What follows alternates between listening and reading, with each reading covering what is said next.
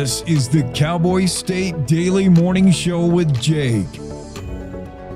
The new way Wyoming wakes up.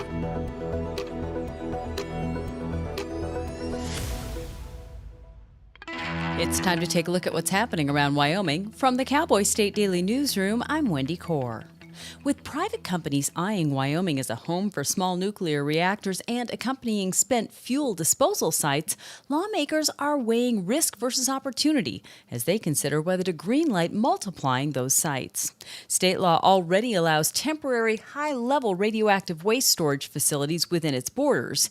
Cowboy State Daily's Claire McFarland reports that going into the 2026 winter lawmaking session, the question is whether to also let reactor manufacturers maintain waste facilities in state. The Minerals Committee is getting ready to decide whether to expand basically waste storage allowances to reactor manufacturers as well as power generators that could multiply these waste facilities throughout Wyoming. But storing one's waste is also a necessary component of the reactor process. Lawmakers on the Minerals, Business, and Economic Development Committee are split as they approach a meeting on the topic this coming Tuesday.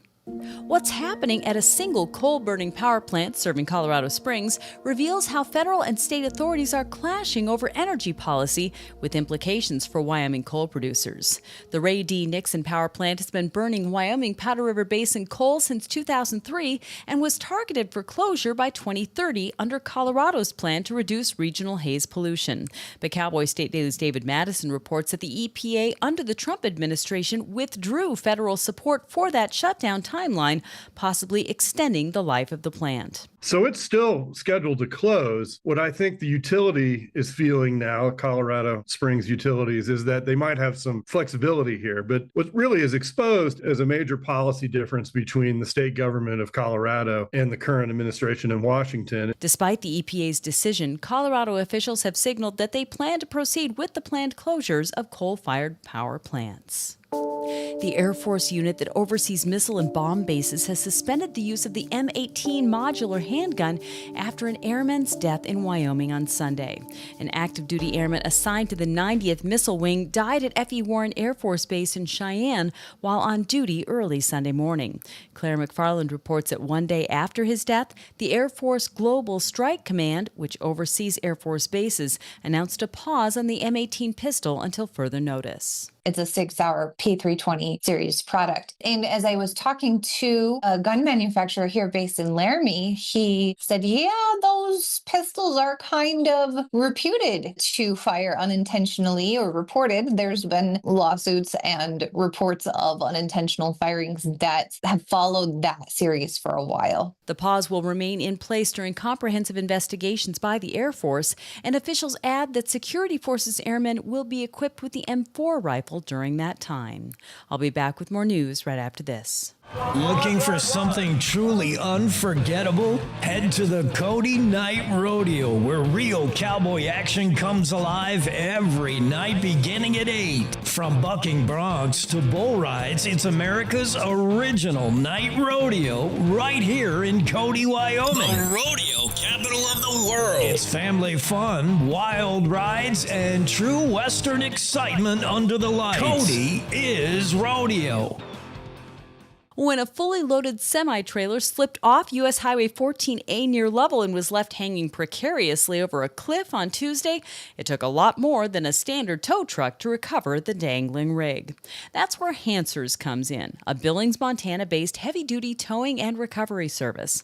But Cowboy State Daily's Andrew Rossi reports that even with their level of experience, it took 3 large trucks, some strategic positioning, physics, and hours of time to lift it off the mountainside. They had a lot of rigging, and it only took 3 trucks to do it. That allowed them to pick the truck and the trailer up, which was carrying a load of bentonite, so you can only imagine how heavy that is. They were able to pick it up as a single unit, turn it around, and get it back on the highway in just over 3 hours, which is really impressive considering the task at hand. I spoke to one of the co-owners of Hansers. He said on a scale of 1 to 10, this was a 9. According to the Wyoming Highway Patrol, the driver was taking a narrow curve above the recommended speed of 35 miles per hour when he overcorrected, which sent the semi-truck and its load of bentonite up and over the edge of one of the hillside barriers on the steep, winding highway traversing the mountain. Amazingly, the driver escaped with only minor injuries. And that's today's news. Get your free digital subscription to Wyoming's only statewide newspaper by clicking on the daily newsletter button at cowboystatedaily.com. I'm Wendy Core for Cowboy State Daily. As a mom, I want my kids' lives to be filled with joy and possibility. And I want that for every kid. That's why I support No Kid Hungry. They work in schools and communities to make sure every kid gets the healthy meals they need. Please join me in supporting No Kid Hungry for all kids. Thank you!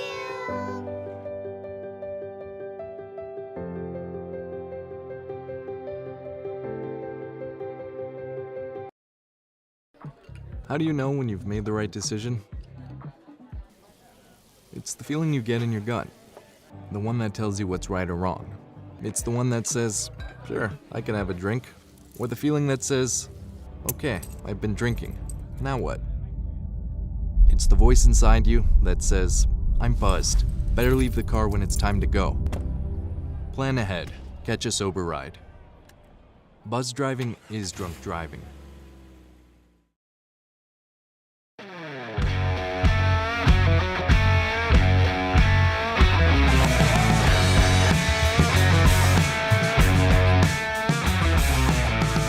It's the Cowboy State Daily Show with Jake on a Thursday.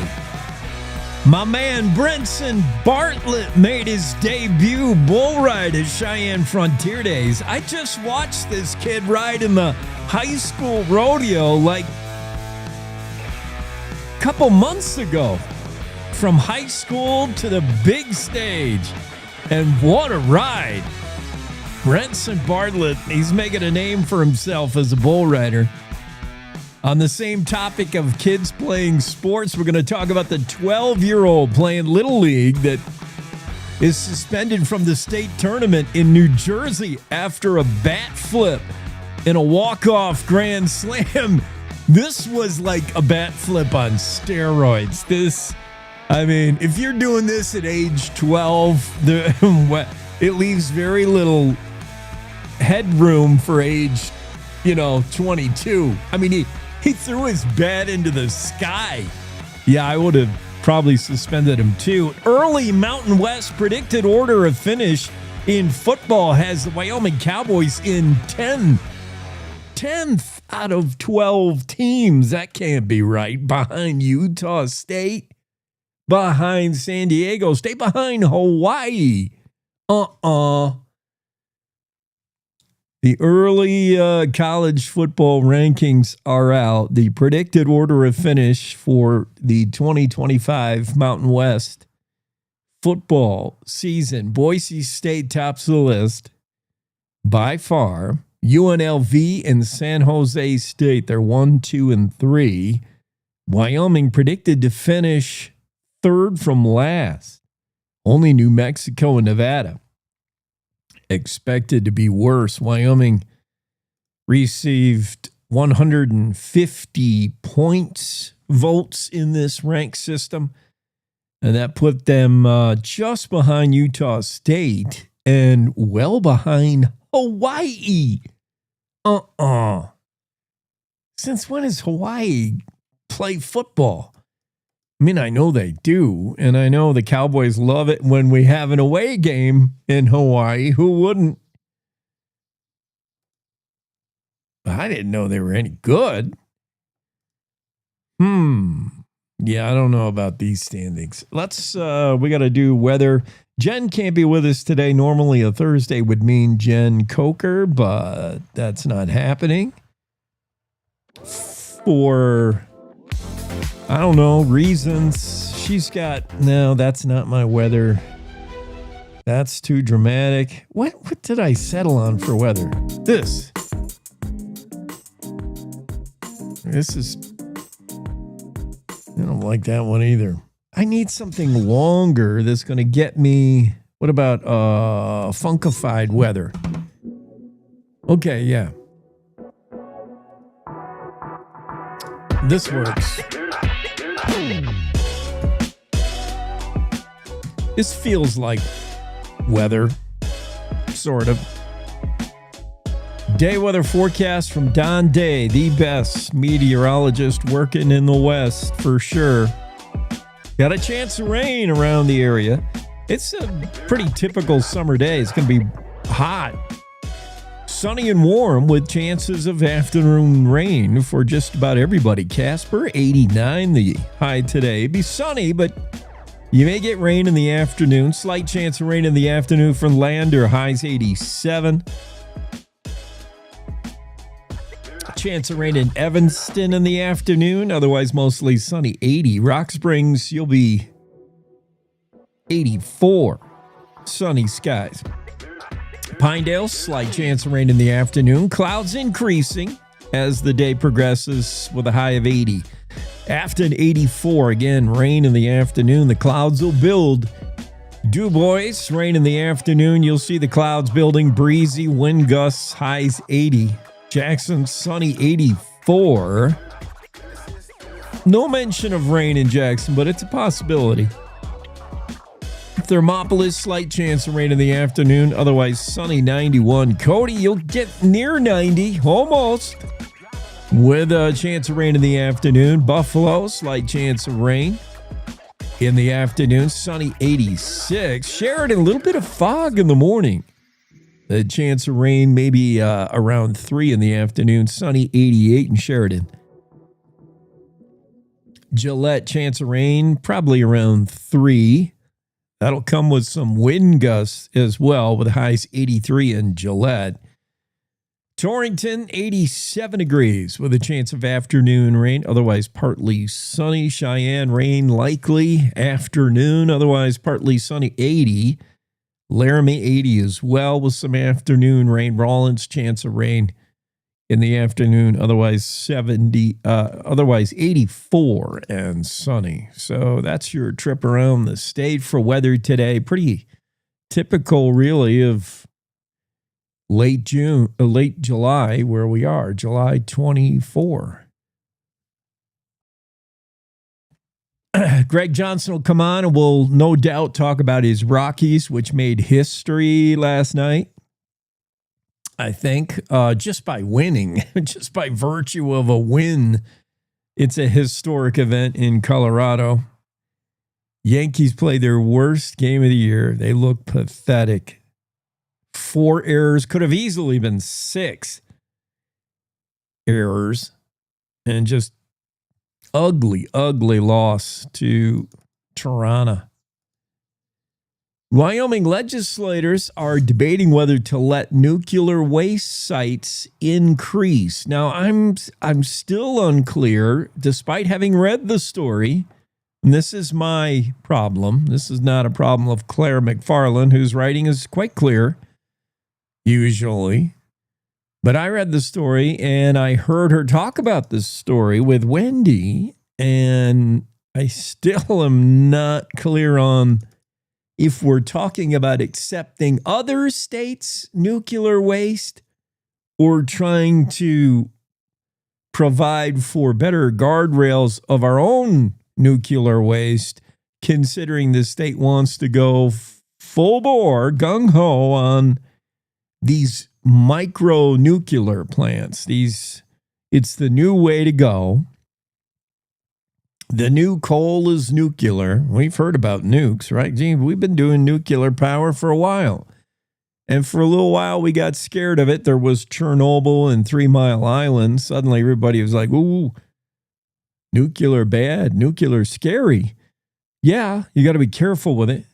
And it creates these spent nuclear rods, right? We all know about that. Even the dumbest of us who, we're not rocket scientists. We're not nuclear scientists. We understand these plants produce eventually radioactive waste. And that's got to be put somewhere, because the rate of decay on these things is like never. They have a half-life of forever. Well, not quite, but, these spent nuke rods are I mean, they're dangerous and they're toxic and they're radioactive for quite a long time. And so far, the solution is, bury it and forget it. Kind of like that uncle that overstays his welcome. Kind of like that, oops, that was a grizzly bear, not a black bear. Or, sorry, wolf that eats my cows in Colorado. We're going to talk about how many wolves they got in Colorado. My goodness. They went from reintroduction to surrounded. The wolves are taking over Colorado. The shoot, shovel, shut up. Yeah, the high-level radioactive, just bury it. Just bury our problems and they'll go away. Is that the best we can do? I guess. I mean, so far, I guess that works. I mean, Nevada has been the proving grounds and the burial grounds for most radioactive waste. Nevada's been the state happiest to take it. They have so much BLM land, number one. And outside of Reno and Las Vegas, there isn't anything in Nevada. There's some wild horses. There's Area 51, which is now what? Decommissioned. Now it's, I don't know what it is now. It used to be UFO capital of the world. And there's some cool cowboy towns. Winnemucca. That's just fun to say. Elko. Cool cowboy town. That little band there as you travel. Basically, it's that highway you travel when you're going from Wyoming to California. You're going over the northern part of Nevada. It's pretty cool. Some good cowboy country there. But really, primarily, most of Nevada's a desert. It's a radioactive wasteland. Perfect state for burying nuclear waste. Now, Wyoming, we don't want your nuke waste. So I don't understand whether this lawmakers are considering green lighting radioactive waste storage for other states, because that has been on the table in the past. Other states are, running their nuclear plants.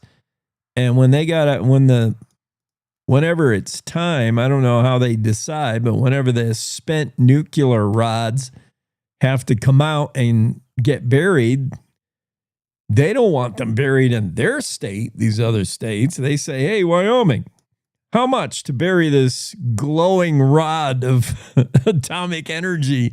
And Wyoming will do anything for $1, basically. It's scary. That's what I'm concerned about, is many of Wyoming's legislators at any given time, this era, 2025, or 50 years ago, predominantly lawmakers in Wyoming are anything for $1.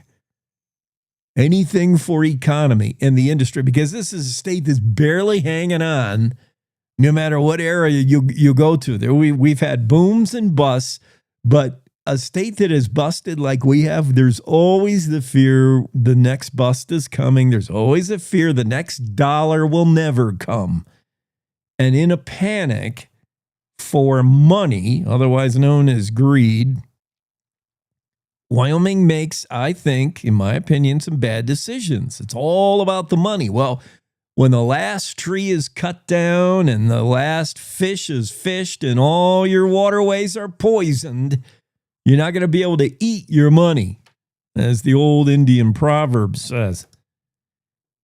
It's not all about money. Senator Ed Cooper, 10 Sleep, said, We gotta be the forerunner here. This is not a time to back off and be fear mongering. Some of these guys, I sound like the mayor of Andy Griffith's town. What is his town? And he has that funny voice. I wish I could play it, but we'll get copyright dinged. You know, the mayor of the mayor of Mayberry. He has, like, he's always convinced he's so right. And then you can totally convince him the otherwise if you say something. And he always thinks it's his idea. Well, you have to watch Andy Griffith. So I'm picturing Senator Ed Cooper, Republican of 10 Sleep, with the voice of Mayberry Mayor. when he says, we are at the edge of a large nuclear boom all across the nation. And it's going on all around the rest of the world. So, in other words, Senator Cooper is taking that well-worn path. Everybody else is doing it. We got to get in on it. Oh, yes, that's been many a good reason to step into the muck. Well, everybody else is doing it. We got to get in on this. And he said this now is not the time for fear-mongering and stuff like that that's, quote, really setting Wyoming back. I'm not sure what the issue is, Senator Cooper says. The rest of the world does nuclear storage in a very safe and efficient way. That may be true. I'm not claiming I know the ins and outs of storing nuclear waste underground. Is it safe? Does it get into the groundwater? Are we going to find out 20, 30 years from now the trees that grow on top of it are going to be all kinds of deformed? You don't want to eat the fruit off them? I don't know. But I do know, I love this quote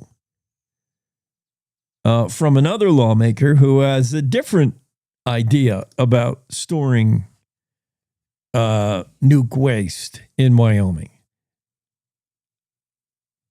It's not all about jobs, and it's not all about money.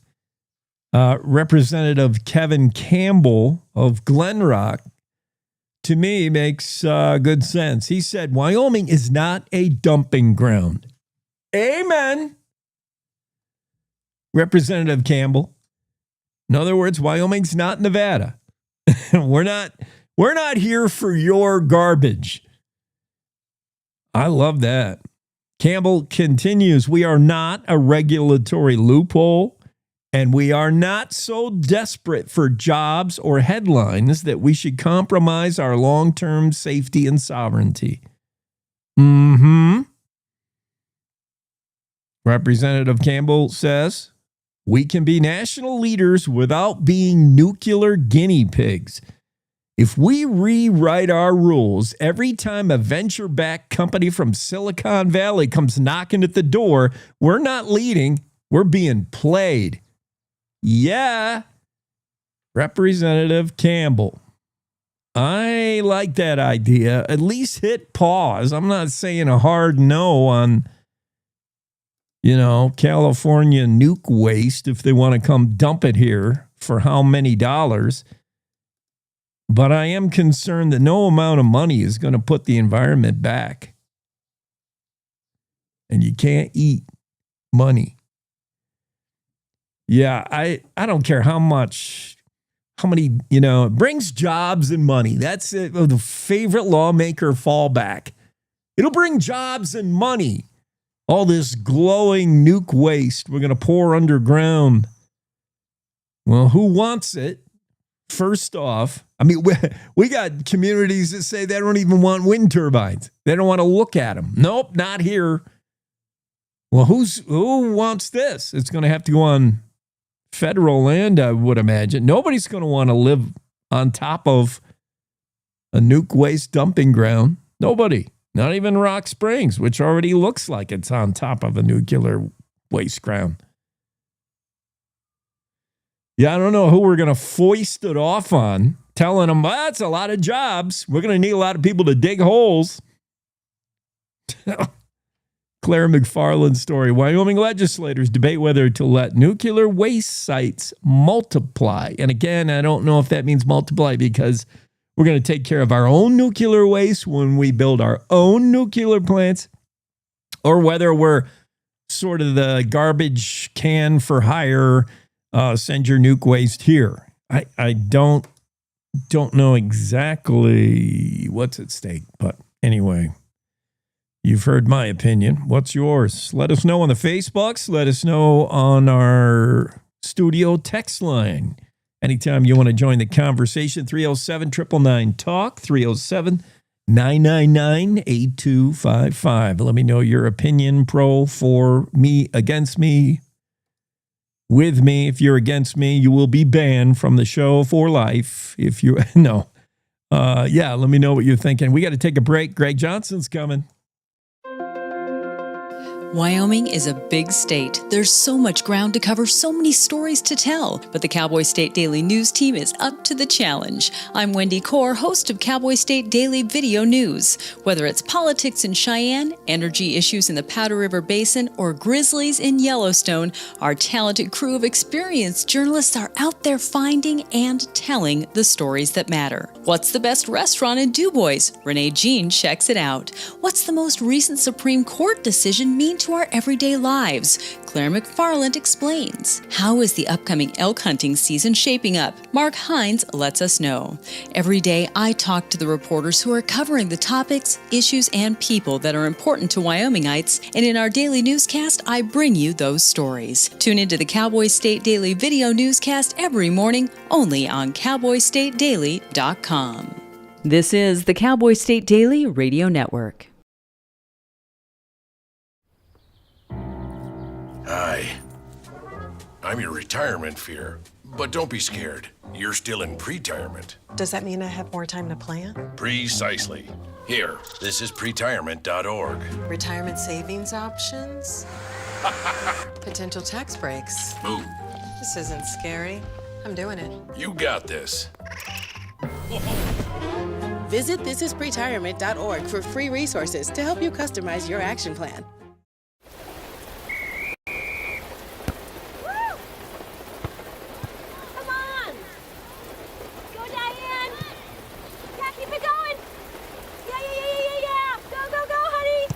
If you love them enough to drive an hour to cheer them on as they get beat 11-0 in the rain, then surely you'll check nhtsa.gov/the right seat to make sure they're correctly buckled in the back seat.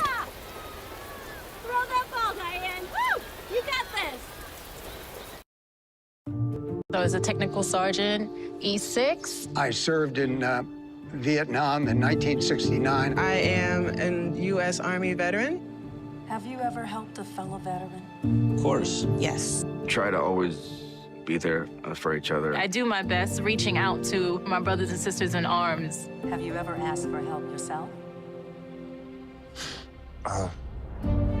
It's always tough, right?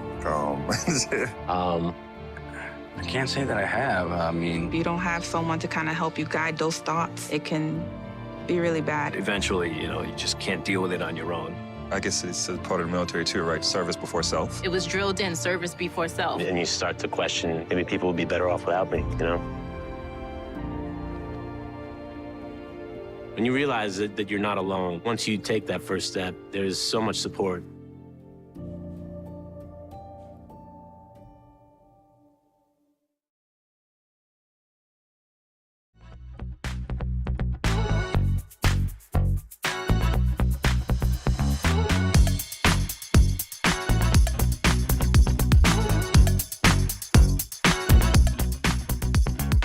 Cowboy State Daily Show with Jake, Greg Johnson in the room, the managing editor of the whole smash. Finally, AI does something good. I have an instance here where it did something bad as well. I don't know if I'll have time to talk about it, but it's truly frightening. But here it did something good. AI found some 80,000 ghost students trying to enroll in California colleges. Students that don't exist or students that are ineligible. I mean, I haven't read the whole thing. I'm just encouraged by the headline. Good job, AI. So is this so that the college can get credit for the yeah people going and yeah, because it's always money. It's always money. These ghost students are fake, stolen identities, scammers who flood colleges with applications. They request financial aid. They get the financial aid and they disappear because they never really existed, except for false ID. Happens a lot, I guess, in California. Way to go. AI discovered the fraud.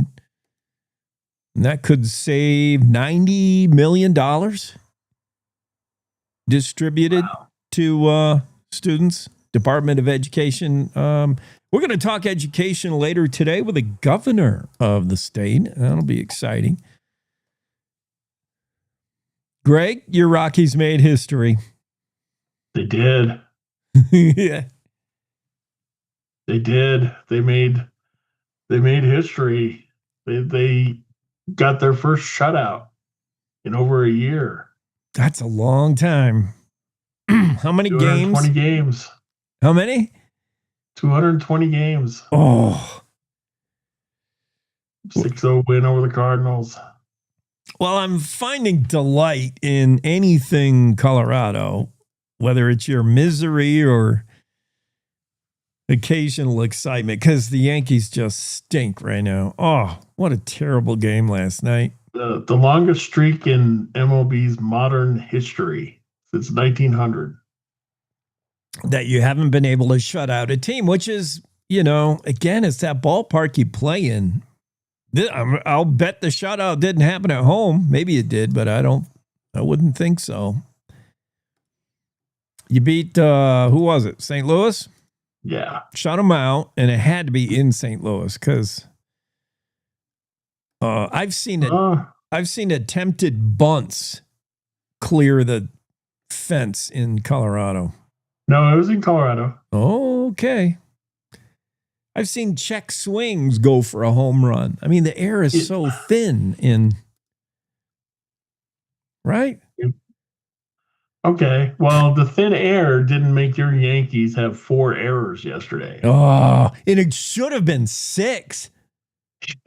No, seriously, I was watching Cody Bellinger. They gave a triple to one guy that was a pop-up that you and I could have caught in our hat. And Bellinger couldn't see it. He couldn't find the ball. He went like this, and the ball almost hit him in the head.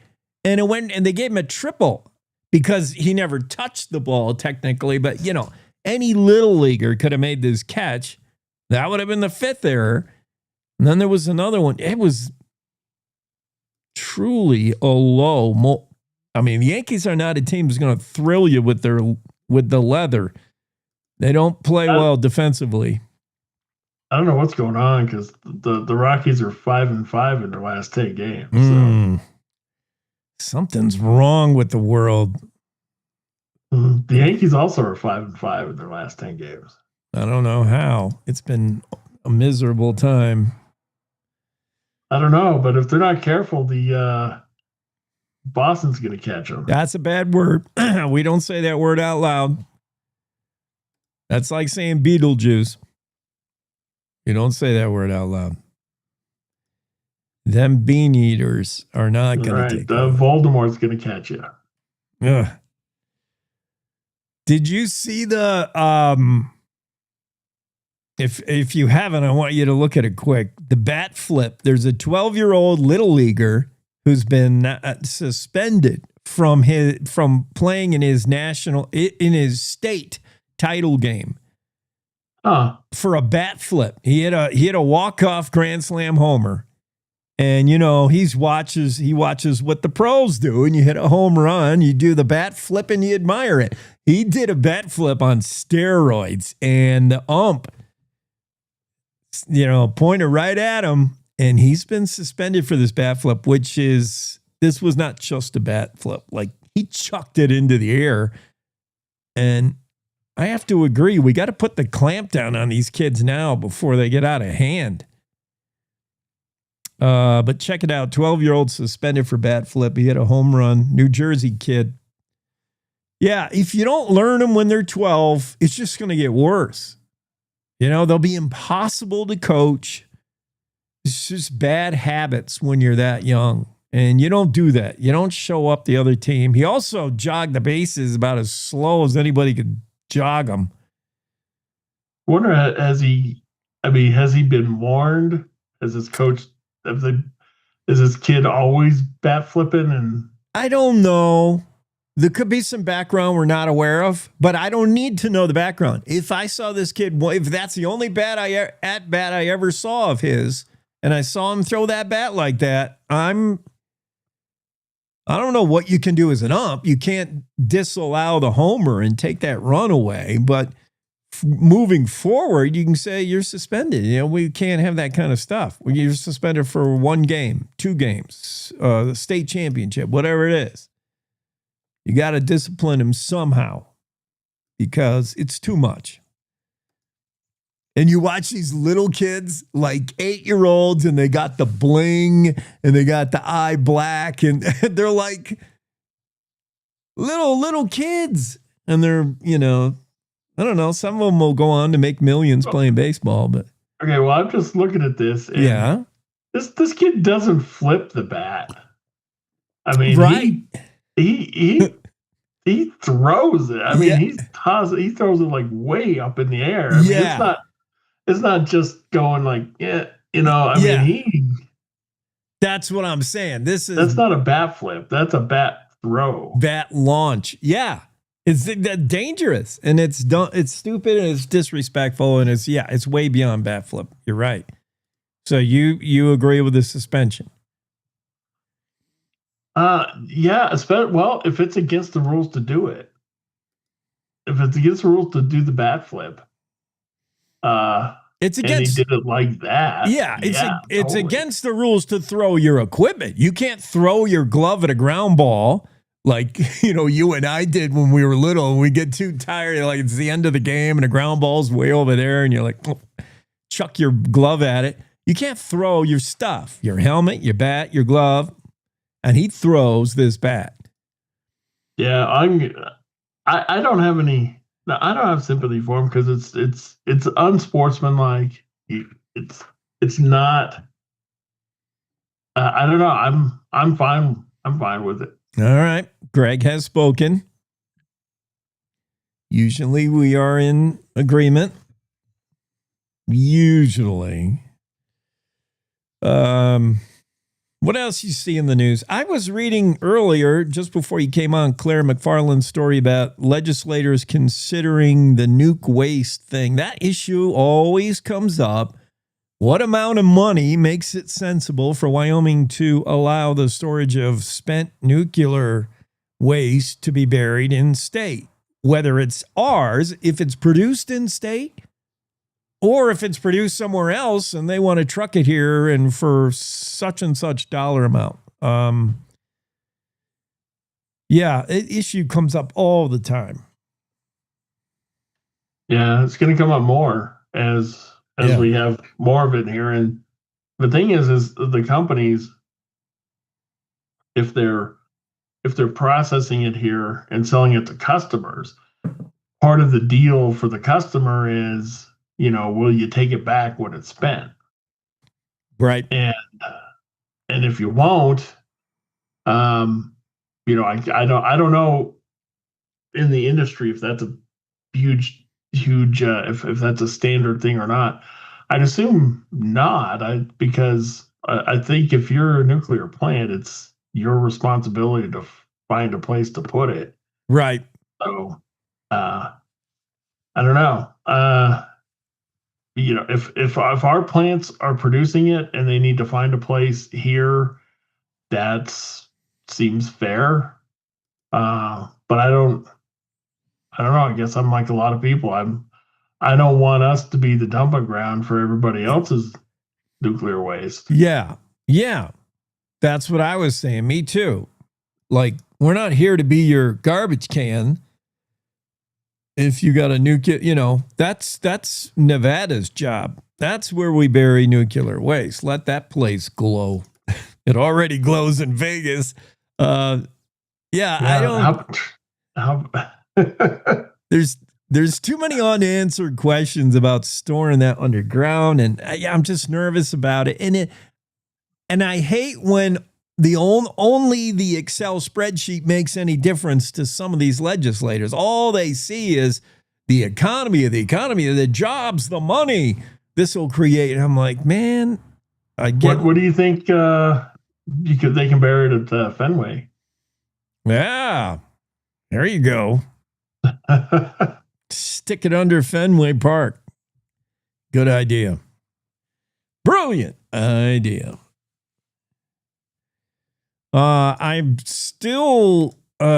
still talking about the Senate, whether they are going to get a full August break or whether they're going to have to get down to a little bit of business. Trump is also pressuring the Senate to cut short that summer recess, to get some of these nominees confirmed. We heard the other day Senator Lummis said she's willing to knock off a little bit of time on the vacation to get down to business. But are the Democrats? I don't know. And it takes a long time to filibuster. Democrats could filibuster through the entire month of August, probably. There's over 130. Yeah, but nominees. I mean, they need a break from filibustering already. Right. They need a little rest. Every Democrat's got a sore throat at this point. They need they need a break from putting off doing the nation's business. They need a break from the big old break they've been taking. It's exhausting. Deliberately not getting stuff done. Right. I'm so tired from not voting. I need a month off.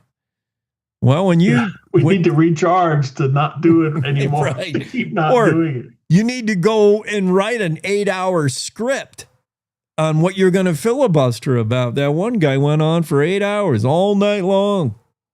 Man.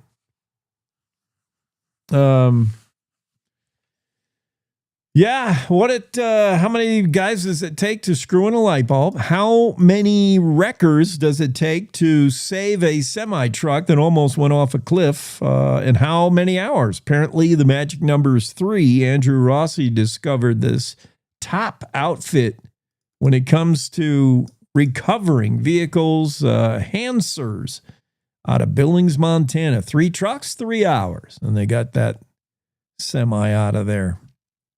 Yeah, well, I mean, these are big trucks. Oh yeah, and it's people who say you don't need to learn math in school just to see how they do this, because it's an exercise in leverage and physics and everything to get that. It's not like pulling a Volkswagen Beetle out of the out of the ditch. No, it's a big job. In fact, this outfit was called in when that one dude drove into a Yellowstone hot spring. And that's the firm they called. Hansers is the go-to when somebody's got themselves in quite a jam. And they brought everything. Shell Hanser said, co-owner, Shell Hanser, family company. He said he'd rather be overworked, overpowered than under, because you only get one shot at this. Pulling a semi-tractor trailer that's crashed and barely hanging on a cliff edge. You only get one. You can't have one oops and it's gone. You only get one shot, and you have to crunch the numbers. He said there's a little bit of physics. How much does this weigh? How much can we pull? And they got it up and out of there. Takes a little. And I like their recovery. They do the acronym. What is the acronym? I got to go read that. Do you remember it? Off the top of my head. Andrew, scene. Like when they arrive at the scene, survey first. Calculate the load. How heavy is this thing? E is for explain it to each other, make sure everybody's on board. But I love the N. N is check the nose, which I'm not familiar. Maybe that's an industry term, but that's where you can talk about what could go wrong. I like that part. Like you all get together and kibitz on what do you see as a scenario where this goes bad, and talk that out. That's pretty smart. Yeah, these are next level tow truck company.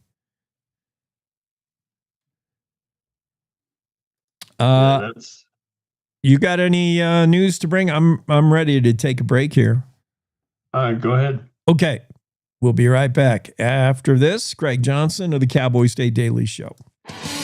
Want to stay in touch with what's happening around Wyoming? I'm Wendy Core, host of the Cowboy State Daily video newscast. From Mountain View to Upton, from Jackson to Cheyenne, our reporters are out there finding and telling the stories that matter. Every day, I talk to the talented journalists who are covering the topics, issues, and people that are important to Wyomingites. And in our daily newscast, I bring you their stories. Tune in to Cowboy State Daily video news every morning, only on CowboyStateDaily.com. You're listening to the Cowboy State Daily Radio Network.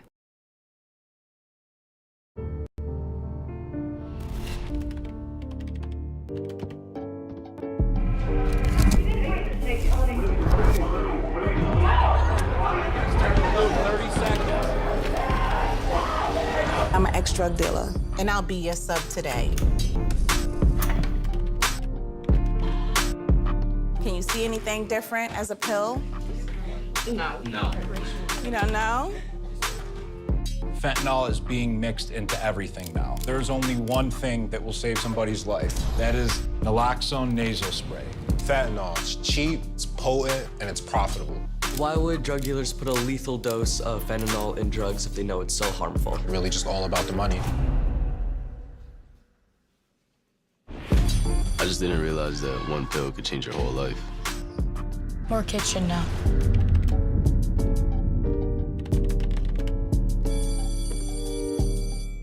In today's digital world, it's hard to know who to trust. Your local TV and radio stations bring you the facts. Misinformation and deep fakes flood social media, but broadcasters deliver verified and accurate news. For news, emergency updates, sports, and entertainment, turn to your local stations. Text TV to 52886 and urge Congress to support the vital local journalism broadcasters provide. Did you hear? Todd's in the hospital. Who's Todd? He got a collapsed lung from vaping. He thought it was cool. Not cool. Promise you won't vape, Emma. It can lead to a lifelong addiction, and we can't be friends if your lungs collapse. Bogus. Wacky sitcom teens aren't the best people to talk to your kid about vaping. Hey, you got a minute? You are. Start the conversation with your child about vaping today.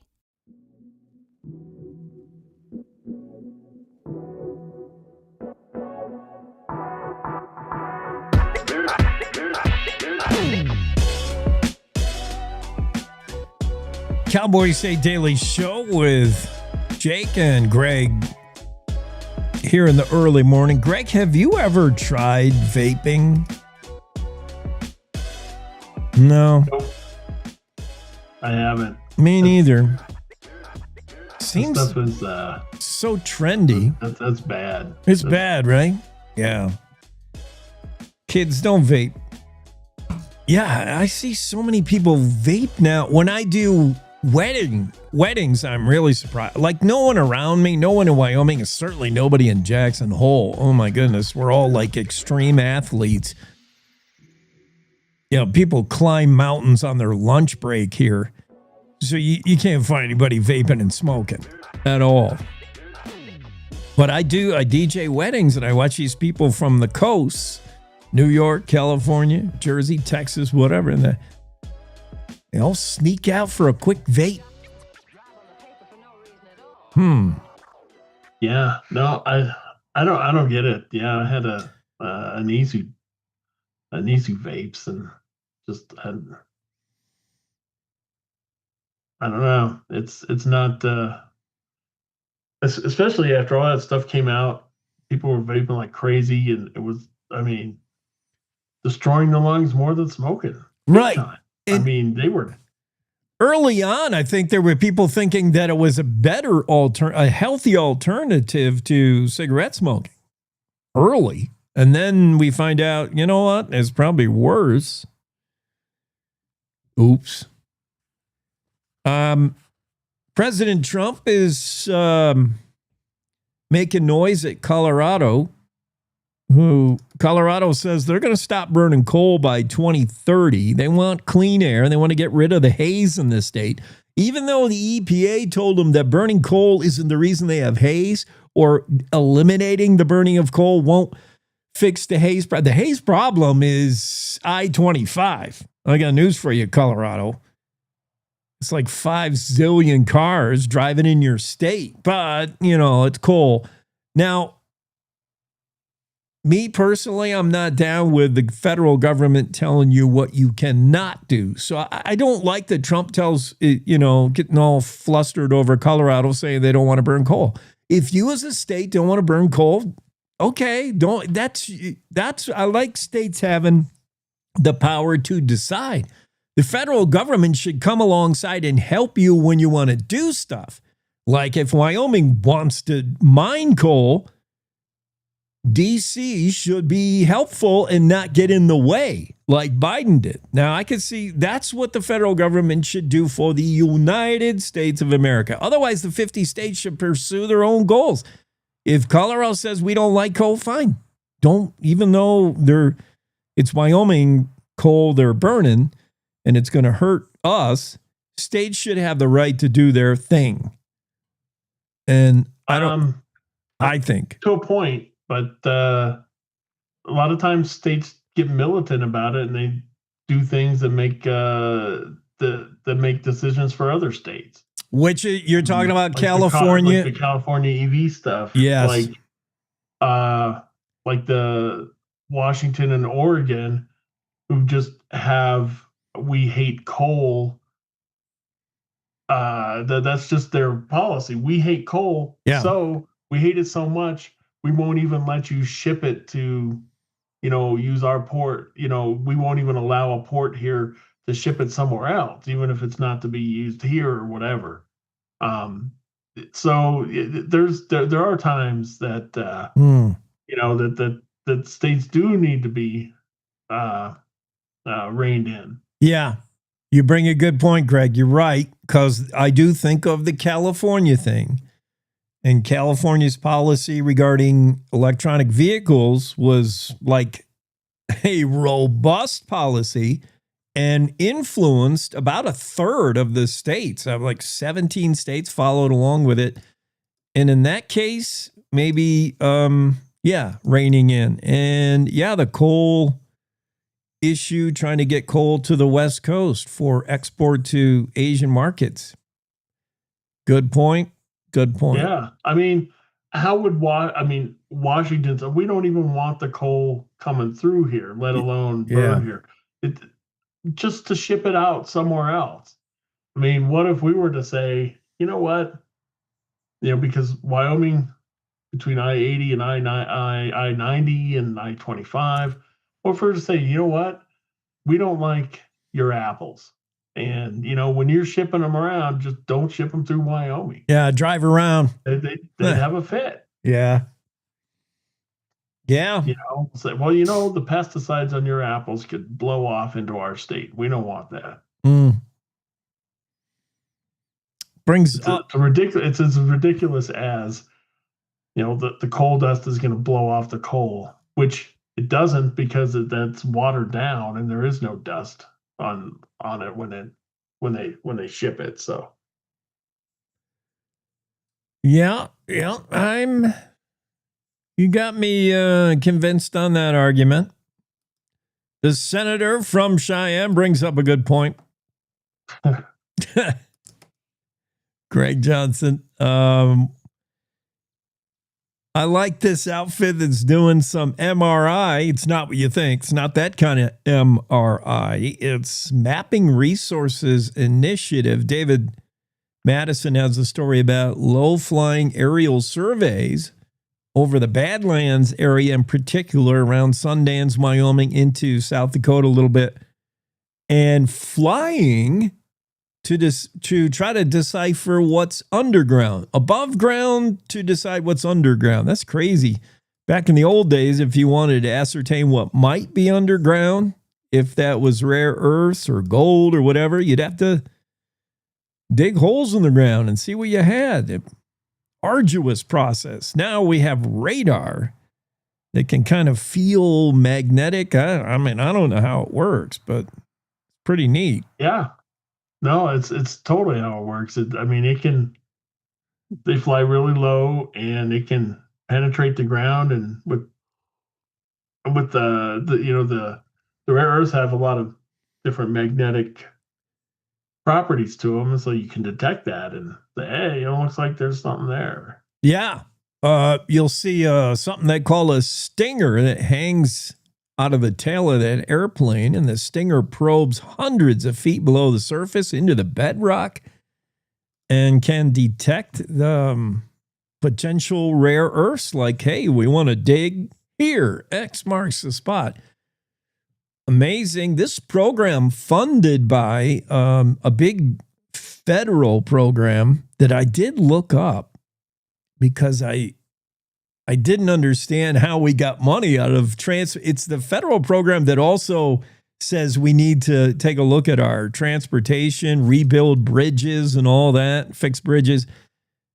But it does cover something like this. What program is that? I wish I had I usually have a better memory. Funding. Let me look up funding. The Infrastructure Investment and Jobs Act. And we're talking trillions in federal money to do all kinds of stuff, including improving transportation, bridges, broadband, bring more Wi-Fi and stuff. Passenger and freight rail, bringing radio, but making trains great again. So do you like Buc-ee's? Are you a Buc-ee's fan? Buc-ee's, like, yeah, Bucees. I've never been to a Buc-ee's. What is it? It's basically like it's basically like it's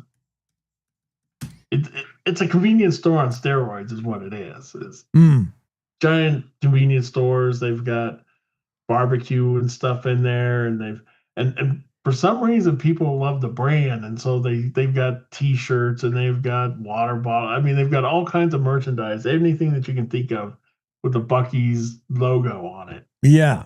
And it's like they're like printing money, man. I don't know why people will pay huge amounts of money for stuff with the Buc-ee's logo on it. I mean, why is this water bottle better than the other one? Or, they've got and stuff that shouldn't even be stuff that you get at a convenience store. Like, it sounds something like a pool noodle. The little, those floaty things for the pool. Yeah, you wouldn't expect to find that. Like what, like a buck at Walmart. Yeah, but you put a Buc-ee's on it and it costs $20. Dang. It's I don't know. It's a nice convenience store. They've got really nice bathrooms and stuff, but I don't know. It's just a giant convenience store. So I don't know what the. Well, it's such a huge thing, but it is. Your explanation of Buc-ee's, along with these two headlines from CNN and New York Times, I'll just read them to you. 2023 CNN headline: Inside the Cult of Buc-ee's, how a Texas gas station has reinvented an industry. New York Times article from earlier last month. Buc-ee's, a pit stop to refuel cars, stomachs, and souls. It's beyond the average Flying J. Buc-ee's is something different. Is there one in Wyoming? No. Colorado, Cheyenne folks can get down to one, right? In the Front Range. Yeah, there's one. It's about 50 miles south, 50, 60 miles south. Just south of Loveland on I-25. Okay. Yeah, so they're in the news. Why? Just for their popularity? Because I did see No, I was just talking to my brother about it. I did. How why because people will go in there and they'll stop in and with their families, and they stop for gas, and maybe like a regular thing, you go in and you get a soda or bottle of water or something, but not a Buc-ee's. You go in and you grab a cart and you go around and you get T-shirts and stuff, and you pull out spending like $200 or $300. Yeah. It's nuts. It's just way more intentional shopping than most convenience stores where you just pick up that impulse item. Buc-ee's is an experience. Well, I see there was a headline in the news about Buc-ee's, and I'm not sure what it was, but that's interesting to know. All right. Buc-ee's. Now you owe us, Buc-ee's, you owe our advertising department X amount of money. We've been talking you up real good. Better than any of your commercials. Thanks, Greg. Have a fantastic Thursday. You too. Thanks. All right. Greg Johnson of the Cowboy State Daily Show, and we are the Cowboy State Daily Radio Network. Top of the hour news. We'll see you on the other side.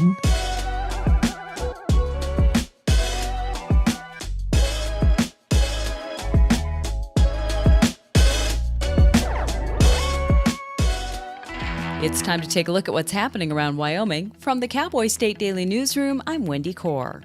Wyoming's U.S. senators say they're tired of waiting for Wyomingite Brian Nesvik to be confirmed as the next chief of the U.S. Fish and Wildlife Service, which could likely seal a long-awaited delisting of grizzly bears in the lower 48. Cowboy State Daily's Mark Hines reports that Nesvik's seemingly certain appointment as head of Fish and Wildlife comes in tandem with Wyoming U.S. Representative Harriet Hageman's push to delist grizzlies through an act of Congress. President Trump has really put pressure on the Senate to go ahead and even go so far as to skip their August break to get through all these nominations, of which Brian Nesvik, the former Wyoming Game and Fish Director, is one to head the U.S. Fish and Wildlife Service. And why that matters is Nesvik has long been a strong proponent of delisting grizzly bears. So he's all for it. The agency itself, the Fish and Wildlife Service, seems to be leaning in that direction. During his tenure leading Wyoming Game and Fish, Nesvik openly advocated for grizzlies to be delisted from federal protection and managed by Game and Fish and other state agencies. A 5-year-old child shot in a vehicle parked outside a gas station in Cody Tuesday afternoon is recovering, and police announced on Wednesday that the shooter was his 9-year-old brother.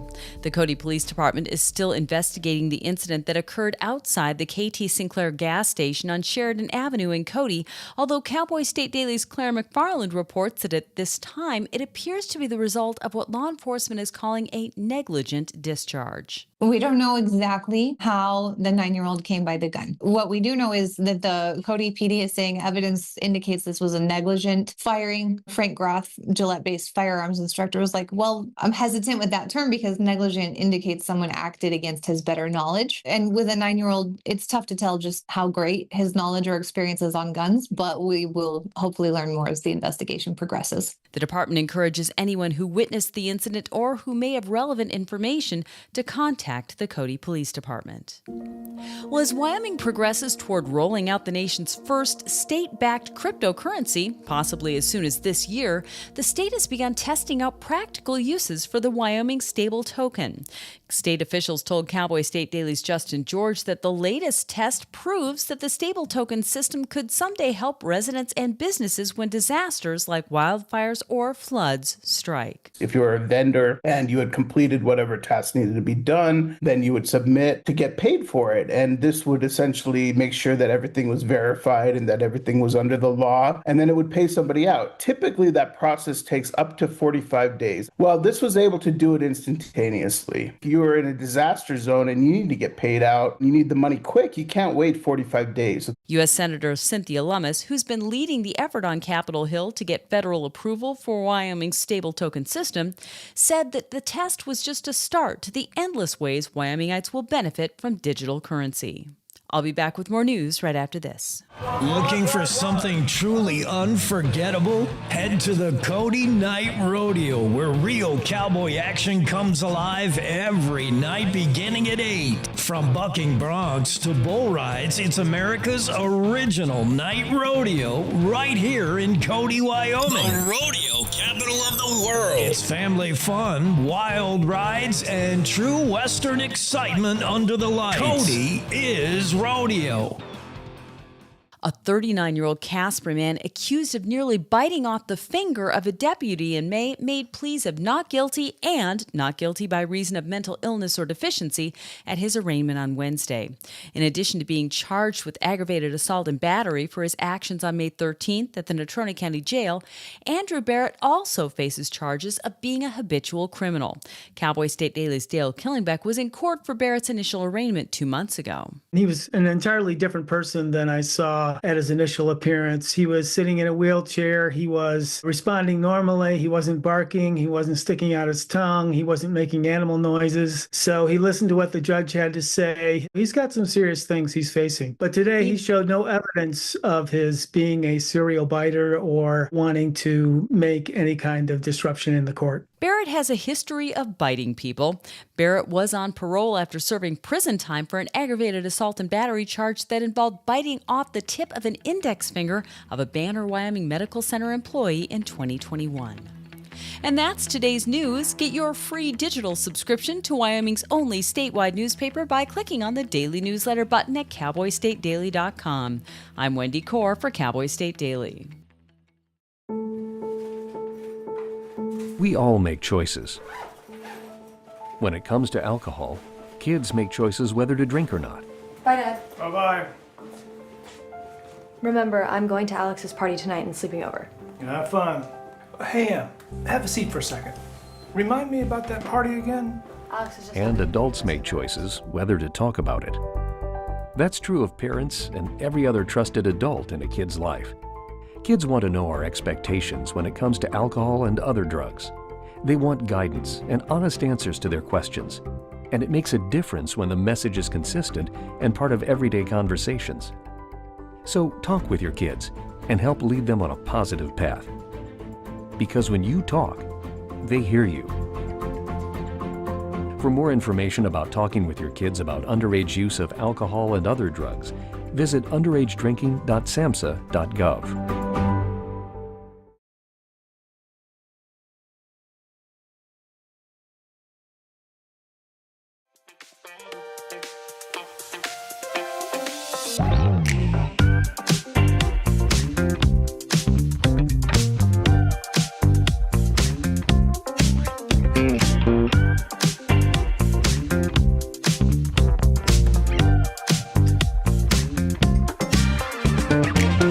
Cowboy State Daily Show with Jake on a Thursday.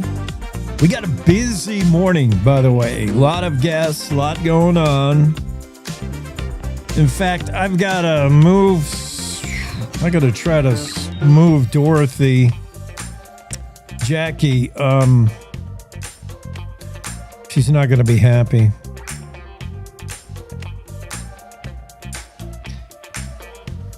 Yeah, this hour, Jackie Dorothy normally joins us. And I'm going to see if we can get her on earlier because we do have Governor Mark Gordon who will pop in this hour. That'll be exciting. We're going to talk mainly about education with the governor. It's important to him. It's important to Wyoming. Education priority. Is if we don't teach them up now, then we'll be sorry later. The future is kids, and you gotta teach them up.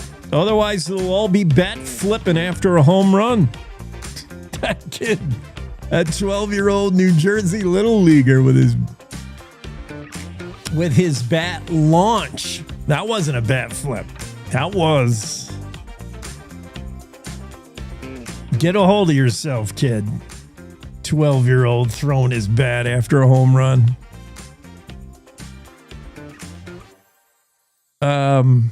Yeah. So I'm going to ask Jackie if she can move her normal slot around. Claire McFarland has a follow-up to that story. We knew hardly nothing. Sorry for the double negative. I know we knew hardly anything, but I like to prove I'm from Wyoming. We knew hardly nothing. We didn't know nothing about the Cody gas station shooting. Sounds dangerous. when in reality, it was probably one of these deals where a firearm is kept in a vehicle. Me, I do the same. I have a firearm in the truck, and it's highly visible. You know, it's not like hidden. It's right there. But let's say you leave it unattended. It's why I always lock the truck. I used to never lock my vehicle because this is Wyoming. And because I always drove something like, you know what? You want to hotwire this and take it away? Go ahead. Or I'll leave it open with the keys in. I mean, what are you going to do? Steal it? Take it. I'll get another one. It's insured. Whatever. I'm not going to get that worried about a vehicle, especially a beat up old Ford pickup. And there wasn't anything in it worth taking. And this is Wyoming, where we just don't do that, usually. Unless you go to some of the bigger cities. I don't know if I'd leave it unlocked in Casper. But anyway, yeah, I have a firearm in the truck. And I make sure I don't leave no adult supervision in the vehicle if I have kids in it. Occasionally I'll have a kid in the back seat. And here's, this is me like thinking of what the scenario could have been. When we find out more from Cody law enforcement, Claire McFarland finds out a 5-year-old is the victim of a shooting, shot in the belly. And we knew it was a kid the other day, but we didn't know much more. We didn't know the age. We didn't know gender. We still don't know a lot now. All we know is a child shot on Tuesday outside a Cody gas station at the Sinclair. The the victim is 5, expected to make, by the way, a positive prognosis for the injured juvenile. So that's good news. The shooter was a 9-year-old, the 9-year-old brother. Now, the shooting, not intentional. It's not like, this 9-year-old had been hiding a firearm and couldn't wait for the chance to shoot his sibling. Accidental, negligent discharge is what the Cody Police Department is saying. So, it doesn't take too much to kind of connect the dots here. The adult left the 2 kids in the vehicle alone while running in for a pack of smokes or a lottery ticket or whatever you do at a Cody gas station. Thank goodness it isn't a Buc-ee's, because you'd be in there for hours, as Greg Johnson says. This is just a Sinclair, so you're fueling up and you run in for whatever else you need, a Red Bull. And you leave the kids alone in the vehicle with a firearm. Well, what are kids going to do with a gun? Even if you told them, don't ever touch this, the 9-year-old wants to check it out. It's loaded. It goes off. And whenever guns go off accidentally, Murphy's Law, there's usually a human on the other end of the barrel. It's just crazy how often that happens. I mean, that's my version of what happened without knowing what happened. I don't even know if the cops know exactly how it went down, because these are kids. I mean, you want to grill the 9-year-old on what happened? What did you do? You want to ask the 5-year-old, how'd you get shot? I don't think so. Detective Scott Burlingame says he wants to know more about what happened. Did anybody see this? Call him at 307-527-8700. Negligent? Probably. Somebody was negligent. I mean, if a 9-year-old can access a loaded firearm that easily and in presumably a short amount of time and shoot it, and a 5-year-old, yeah, there's some kind of negligence going on.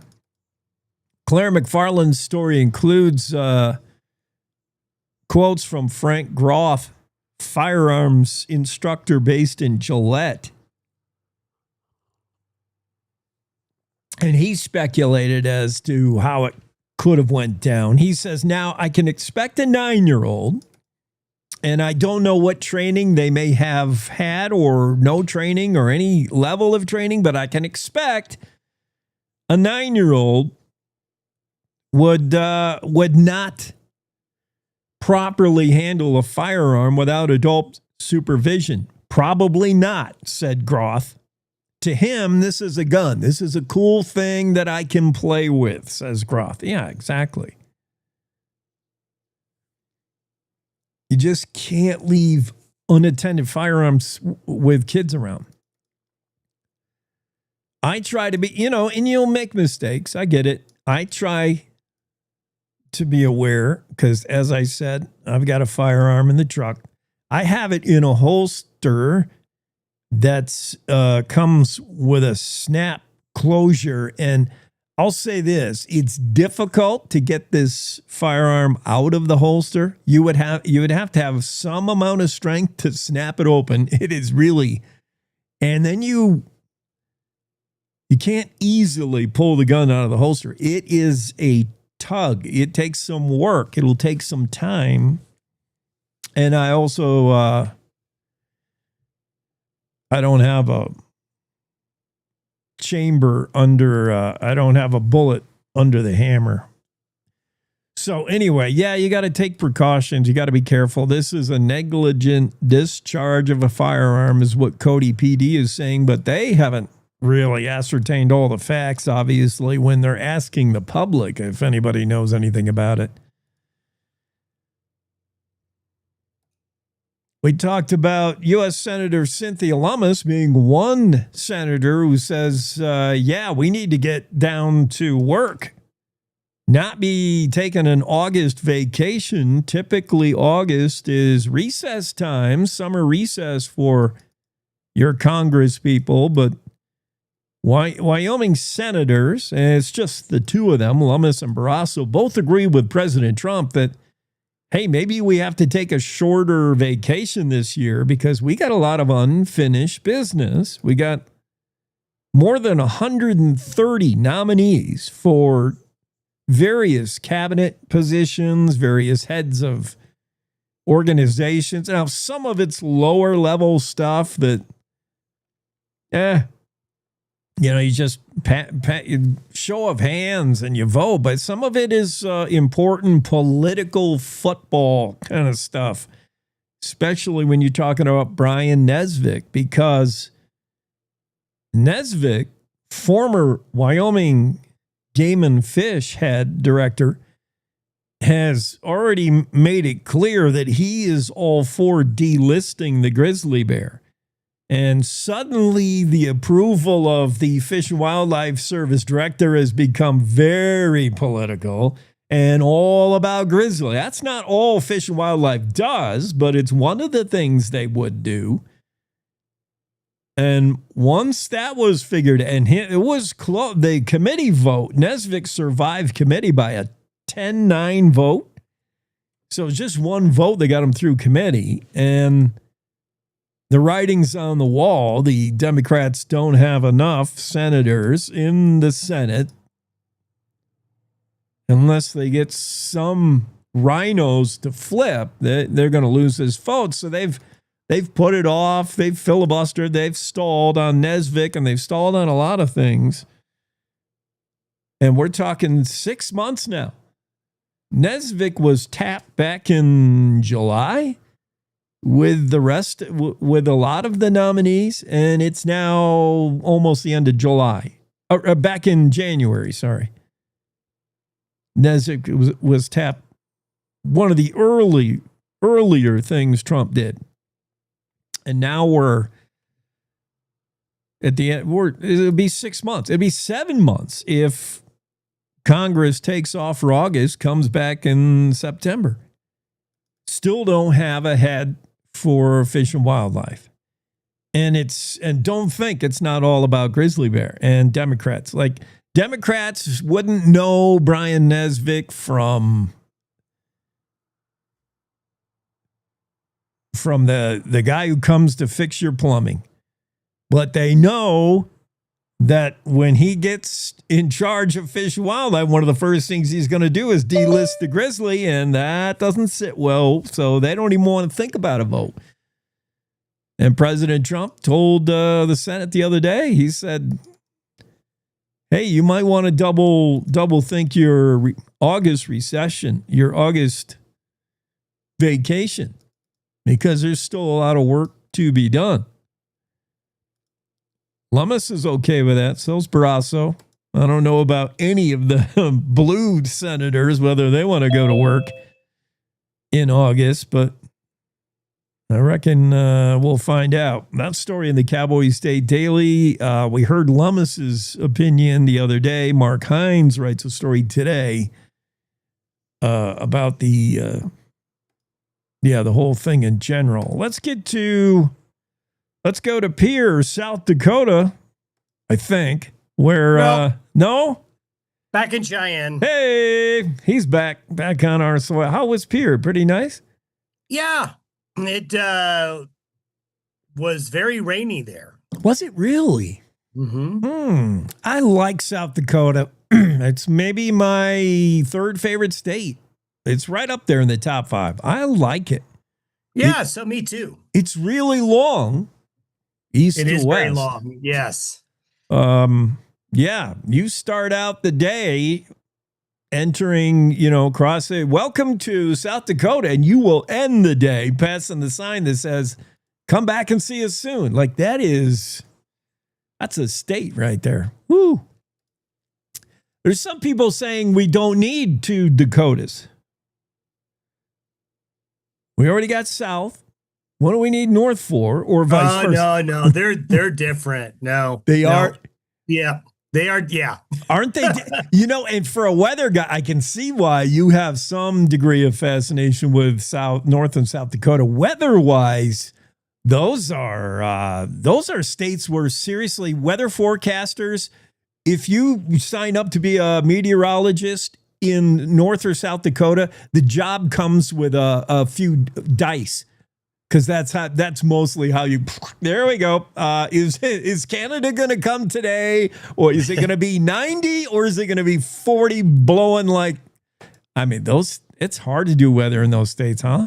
Yeah, no. This part of the country is not for the faint of heart. Let's put it that way. Yeah, and then Wyoming's similar, and you throw in mountains and valleys, and now holy cow, you need an expert like this guy, Don Don. Today's looks like summer. I mean, 80s, and then in the afternoon, you might see some clouds building. Look out.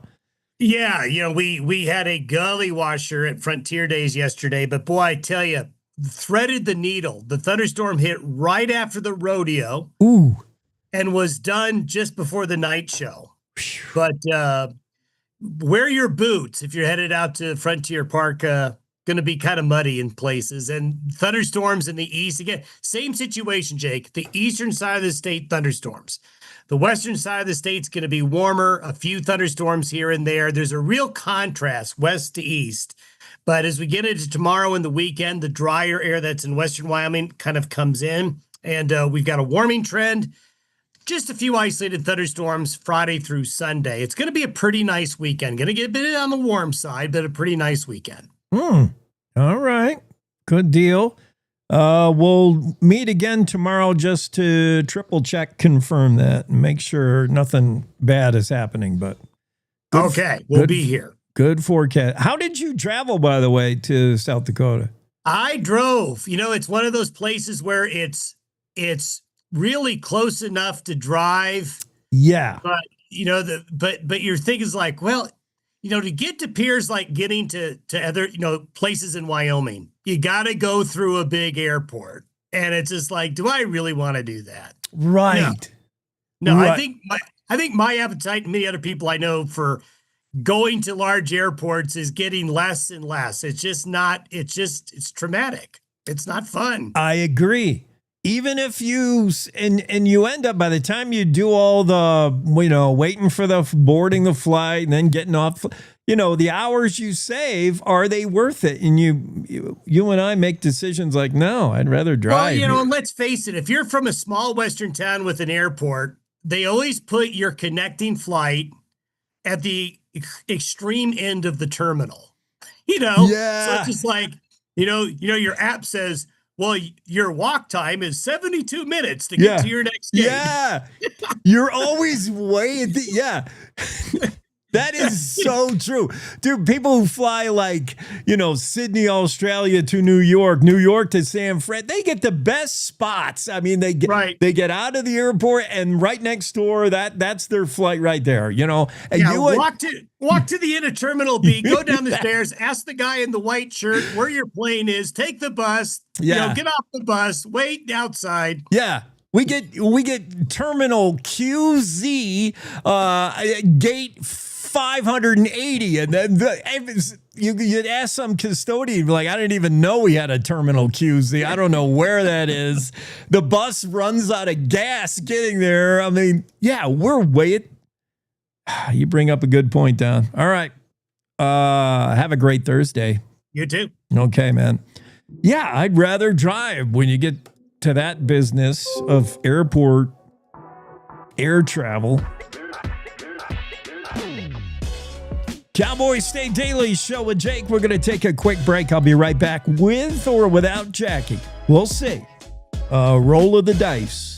To the Teton Range, Cheyenne to Sheridan, Rawlins to Ralston. Cowboy State Daily Morning Show covers the state like no other radio show or podcast. We love Lovell. We're eager to share the stories of Story Will Crow About, Crowheart, and Yodel Over Yoder. Whether you make your home in Sweetwater, Chugwater, Powder River, or Green River, the Cowboy State Daily Morning Show will make you feel right at home. Jeffrey City, Atlantic City, we see you. Little America, Big Piney, you're on our radar. Howdy, Wapiti, Meeteetse, Shoshone, Ten Sleep, good morning, welcome, Torrington, Riverton, Wheatland, Lusk, Lingle, Lander, Timber, Casey, Kerwin, Moorcroft, Mountain View, Moose, Fort Bridger, Fort Laramie, Fort Washington, Hannah, Hudson, Hewlett, Dayton, Daniel, and DuBois. We are east of Weston, west of Midwest, north of Newcastle, and south of Sundance. Border to border, we love Wyoming and every one of its communities, bar none. This is the Cowboy State Daily Radio Network. When you hear the words nonprofit organization, what comes to mind? Is it a place your dog called home before finding you? Is it an organization that supports accessibility? Is it a place that ensures your safety and that of those you love? That protects endangered wildlife and habitats or fights for our most basic needs? It's impossible to show all the ways nonprofit organizations make a difference in our world. One animal, one person, one cause at a time, but it's not impossible to be part of it.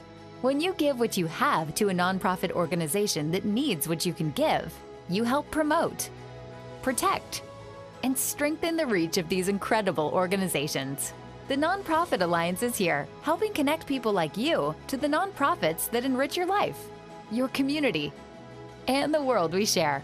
Reach out to a nonprofit organization that inspires you today to find how you can help make the world a better place.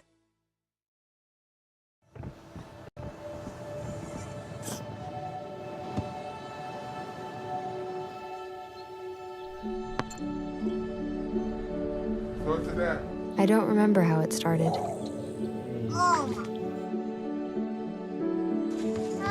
Our back and forth. Victory. Fumble.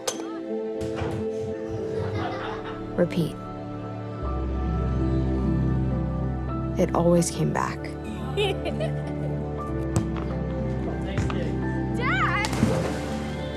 Okay, here we go, throw it! Yeah.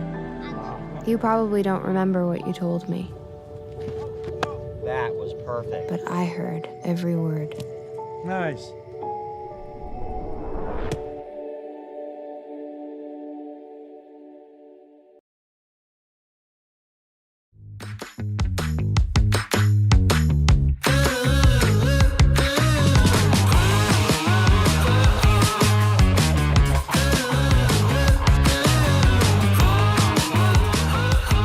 Cowboy State Daily Show with Jake. We're back on a Thursday.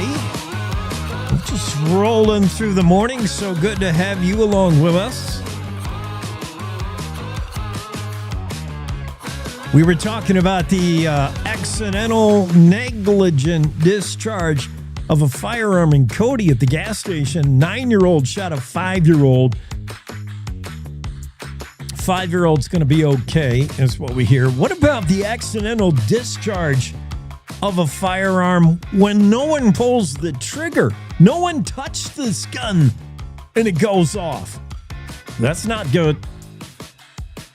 Story from Claire McFarland, not Mark Hines, who he's usually our go-to gun guy at Cowboy State Daily.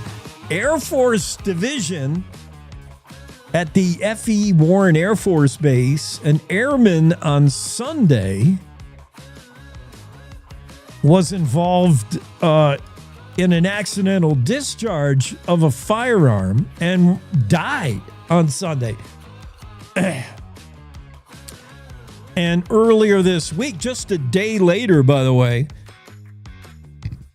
the Air Force Division, F.E.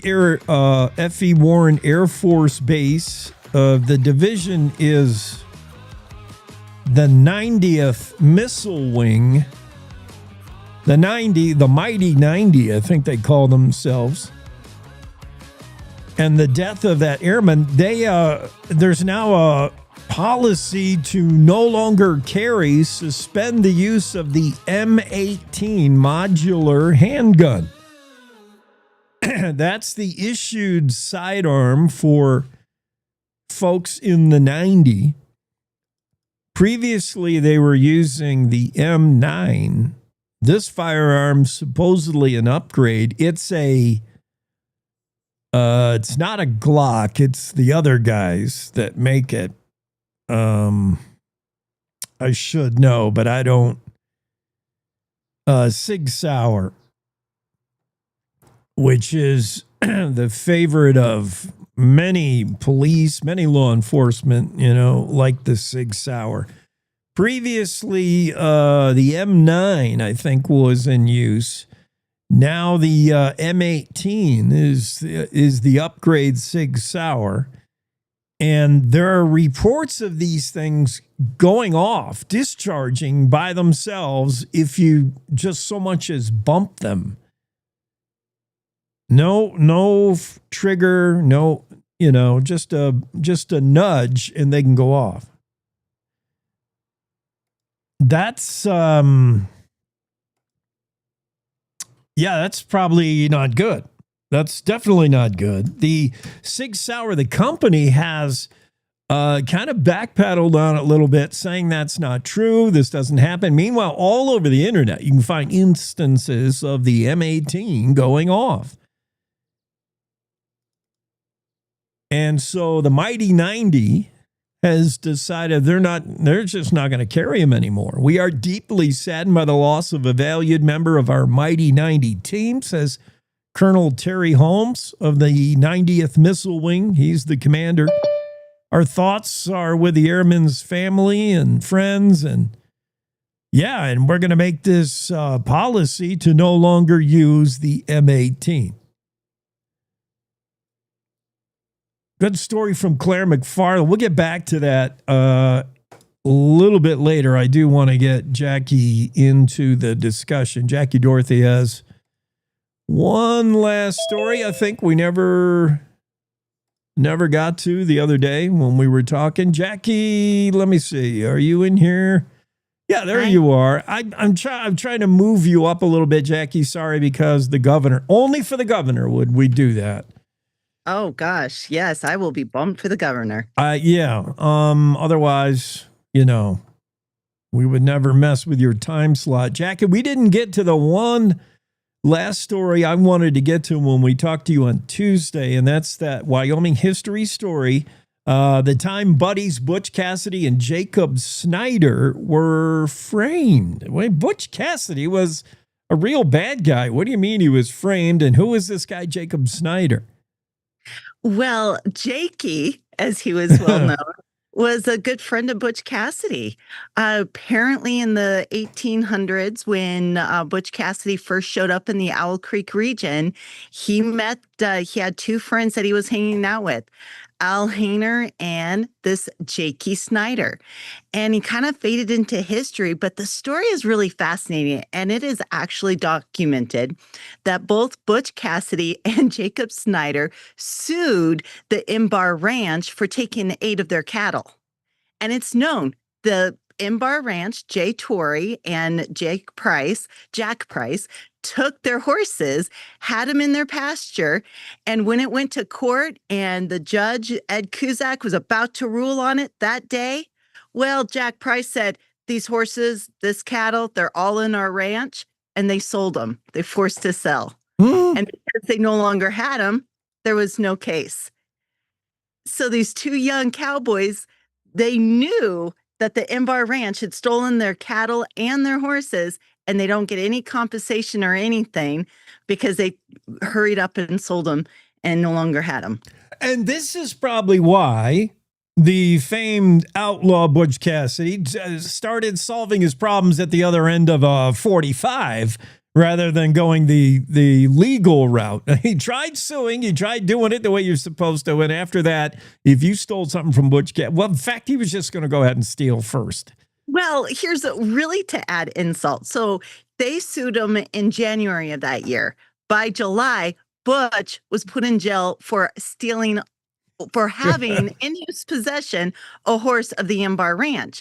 Now, again, history and proof shows that he had actually bought that horse from Billy Nutcher, and maybe Billy had stolen the horse. We don't know that. We're suspecting that he did. Butch didn't really steal the horse, and he sat in jail for that theft for 1.5 years until the governor pardoned him, said, don't do anything bad in Wyoming. But Butch was mad. Jakey Snyder, on the other hand, that's why his story is fascinating. He got out of jail, and instead of becoming a thief and joining them on the robbery trail and robbing banks and railroads, he went and tried to be straight and narrow and became a sheep man.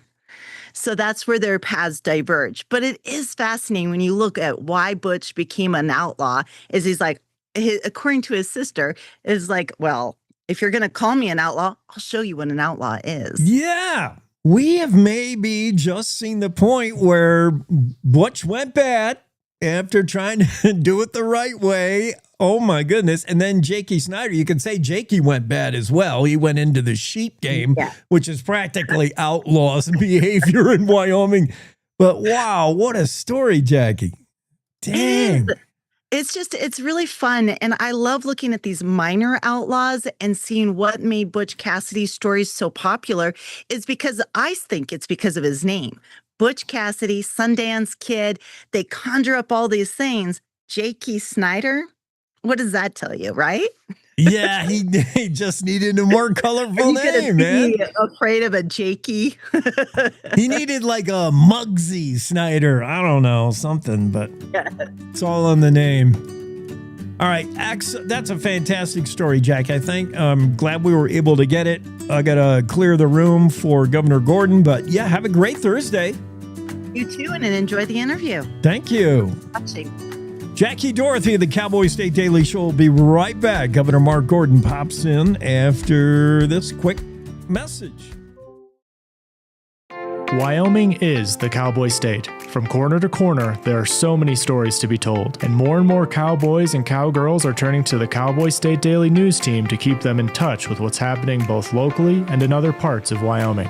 I'm Riley Strand, videographer and production assistant for Cowboy State Daily Video News. We're proud to bring the most important stories to our viewers every day. The stories that start conversations, the stories that make us laugh, the stories that make us think. Our experienced journalists at Cowboy State Daily are crisscrossing the state every day, talking to those who know the news best. Every day, host Wendy Core and I talk to the reporters who are covering the topics, issues, and people that are important to Wyomingites. And in our daily newscast, we bring you those stories. Tune into the Cowboy State Daily Video Newscast every morning, only on cowboystatedaily.com.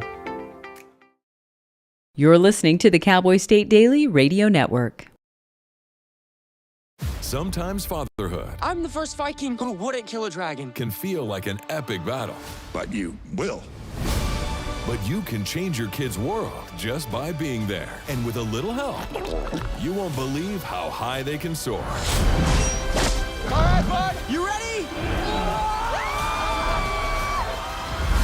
I'm proud to call you my son. Come on! Never stop being a dad. To learn more, visit fathersincorporated.com. Logan Wilson here at the M Building in Casper, Wyoming. They do more than just support businesses and private events. They support nonprofits by offering reduced rates to help the community thrive. The staff here at the M Building have been incredible in helping me organize a fantastic event. They are great partners for those who want to make a positive impact on the community. Come check out the M for your next event.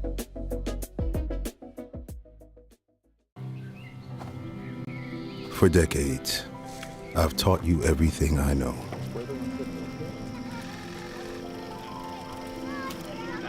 How to safely build a fire. How to control the flames.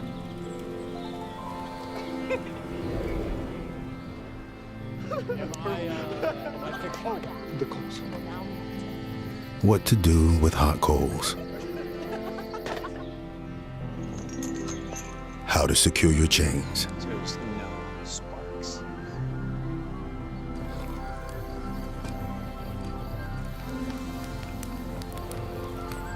But I can only teach wildfire prevention. Only you can prevent wildfires.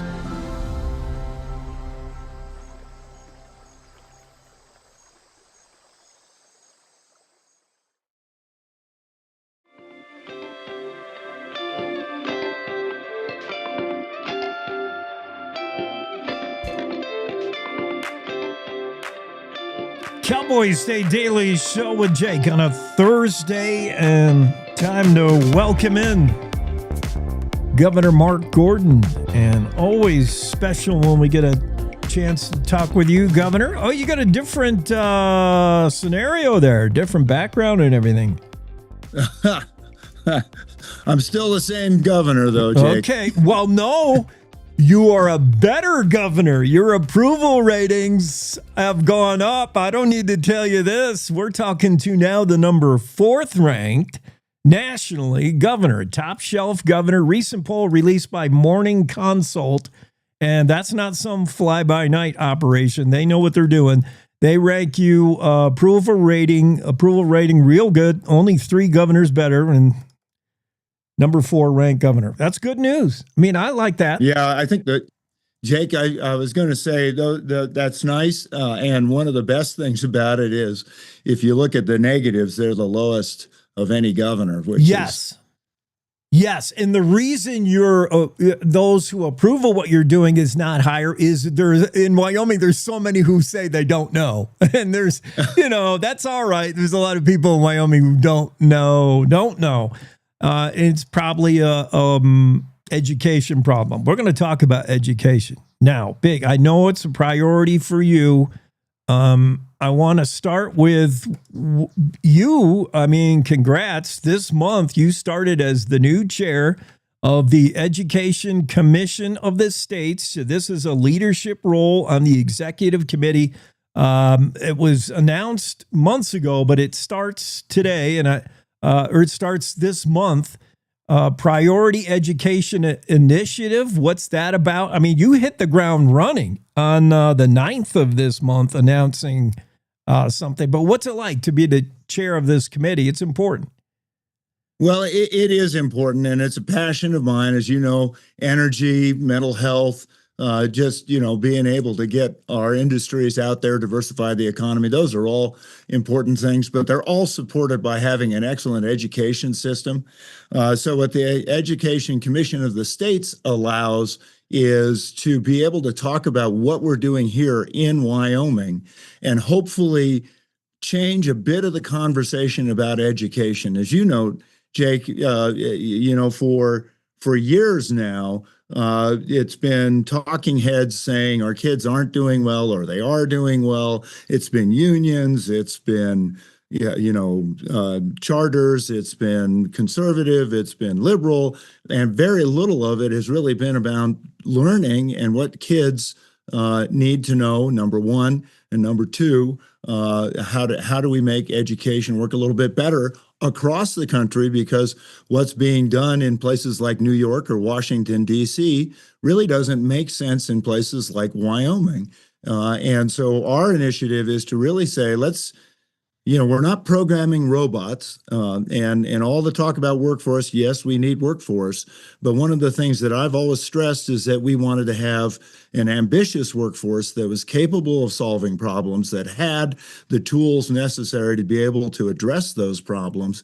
And that's really what we're looking at, is going deep on that. And it can be in every school. That's what's so exciting about what's going on here in Wyoming, whether it be charters, whether it be our public schools, whether it be religious schools or any of the schools, homeschoolers, we can still provide opportunity for kids to really achieve on their own. I want to talk about some of the things that are going on in Wyoming, but one more follow-up to this ECS committee. It's a nonpartisan. A lot of people probably don't even know what it is, but to me, with the current administration in D.C. emphasizing states should take control, lead the way in education rather than the feds, that to me makes this an exciting, bold opportunity to be the chair of this ECS. Like never before has it been more important.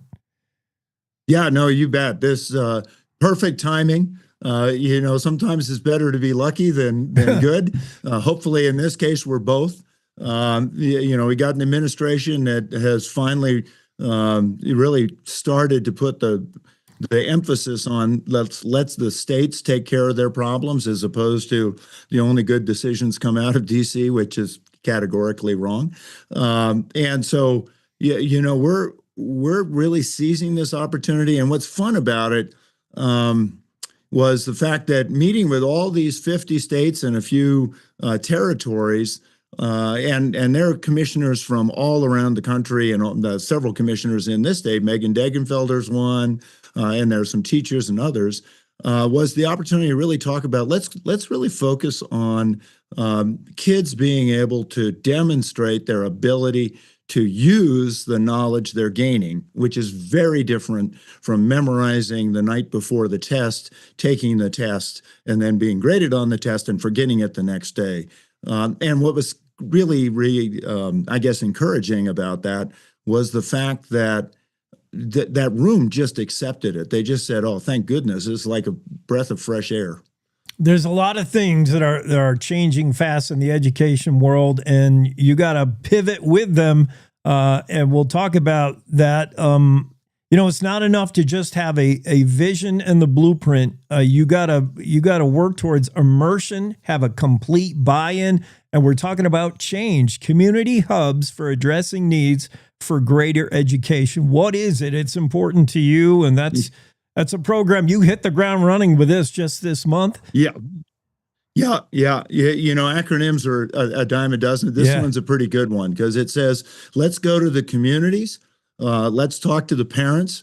Let's talk to the what the businesses in that community want. Let's really, and this is what we've done in Wyoming. We had our Board of Education. The good superintendent was on board. We kind of led with the RIDE initiative to really talk about what is it that the local community, what parents, what students want to have their kids learn. That sounds pretty great in a sort of national conversation. But what was really particularly important to me, I can remember growing up and having some exceptional teachers that just engaged me and made me want to learn more, made me really want to learn everything I could about the topic that they were teaching, whether it be history, whether it be science, whatever it was.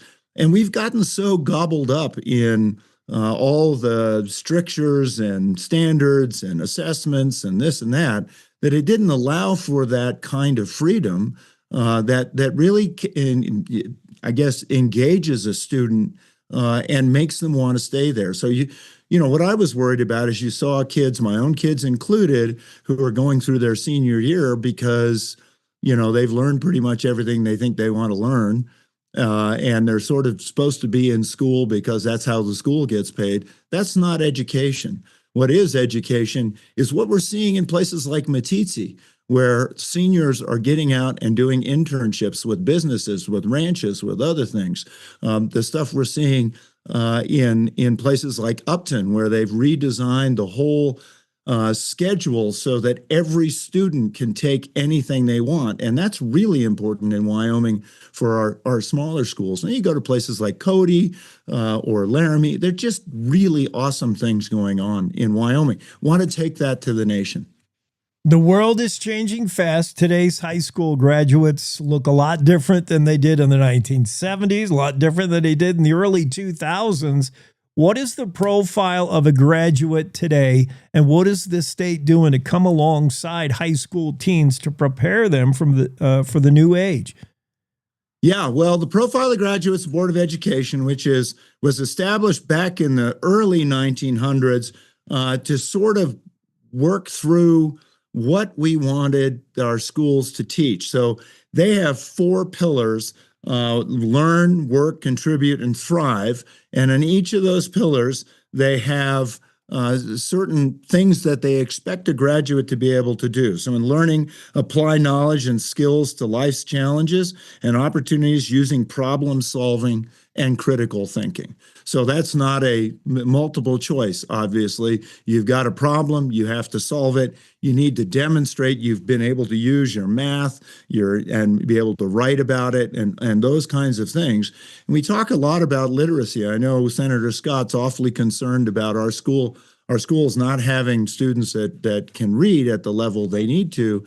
And this allows us to be able to really engage with students to get them reading at far better than what's what could be expected.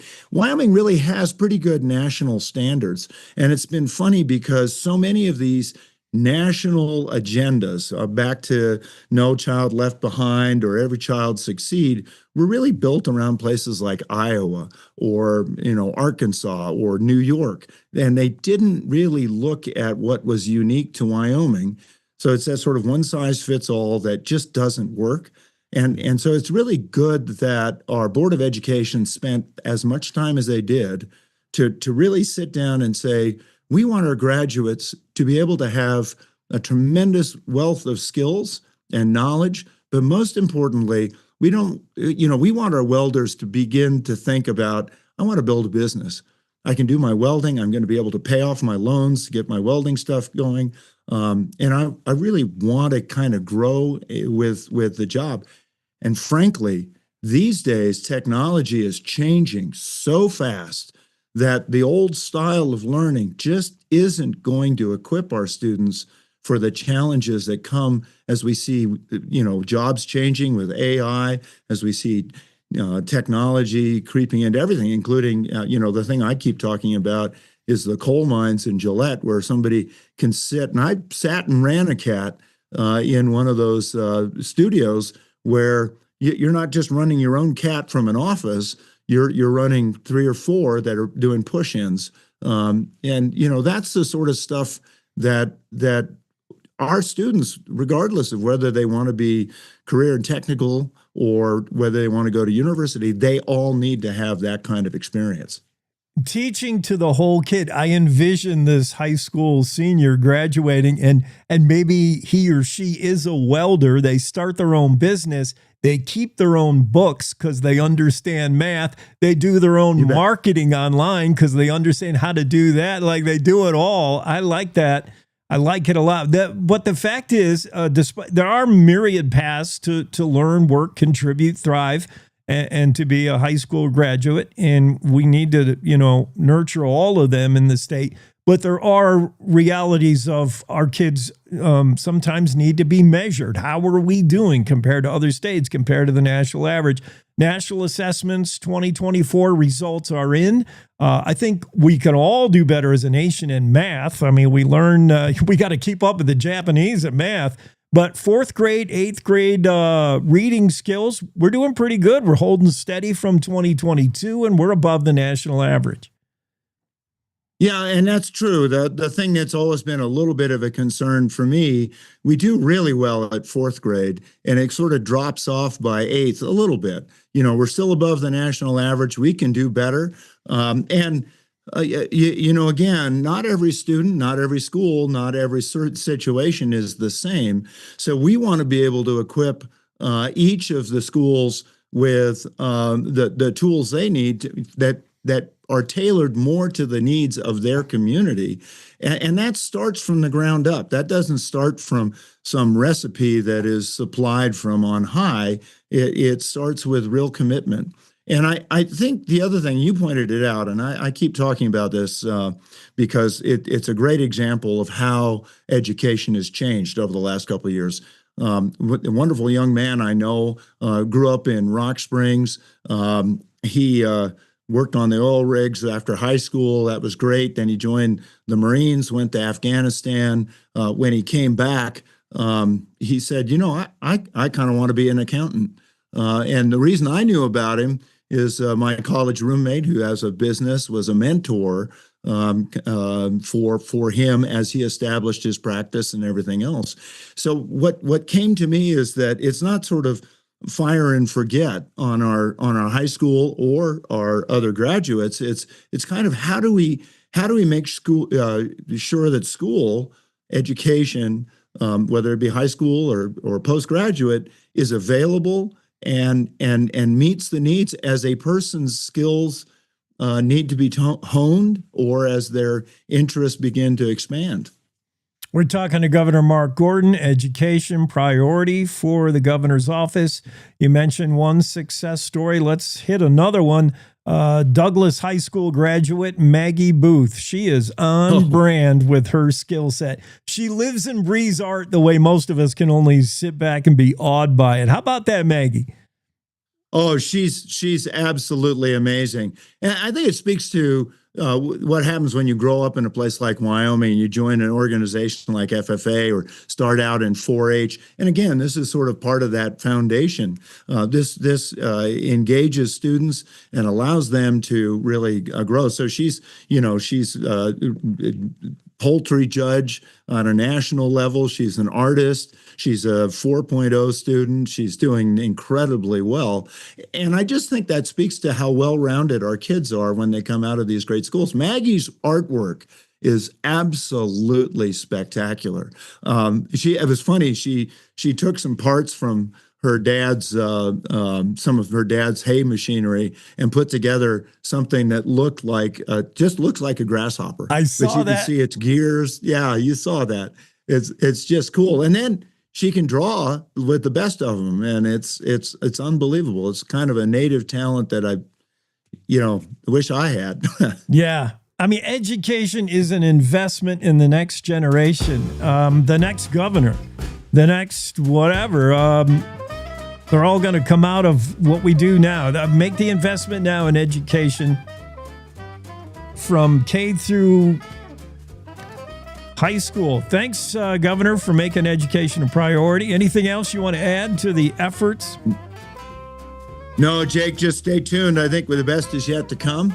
Okay. I think, one of the big things that I think people should know about education is that what you do today doesn't necessarily show up in data for a couple of years, because it takes a little bit of time for things to work out. But I will tell you, the great thing is we've changed it both with the Board of Ed and with our efforts.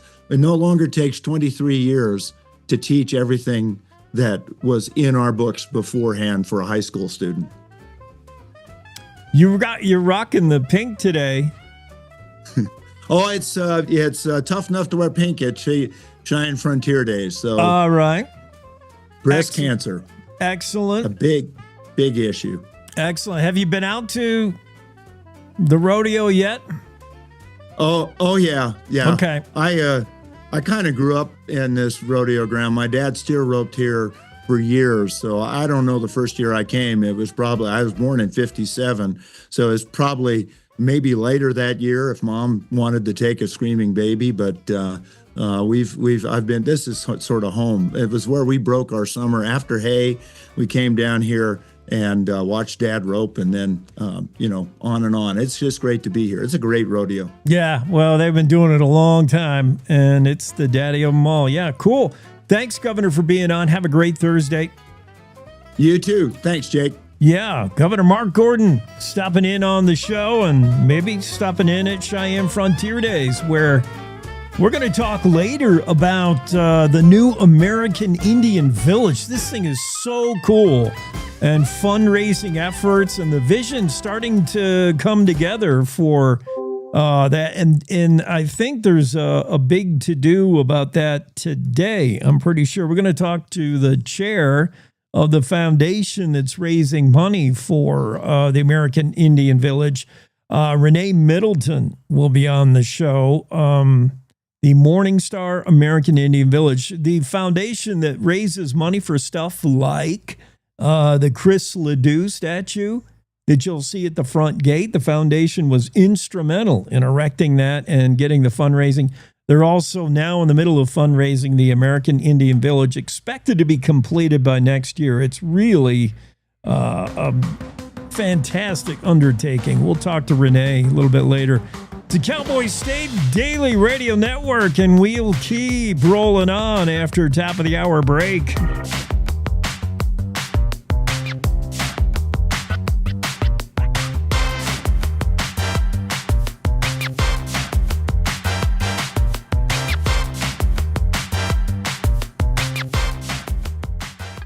It's time to take a look at what's happening around Wyoming. From the Cowboy State Daily Newsroom, I'm Wendy Core.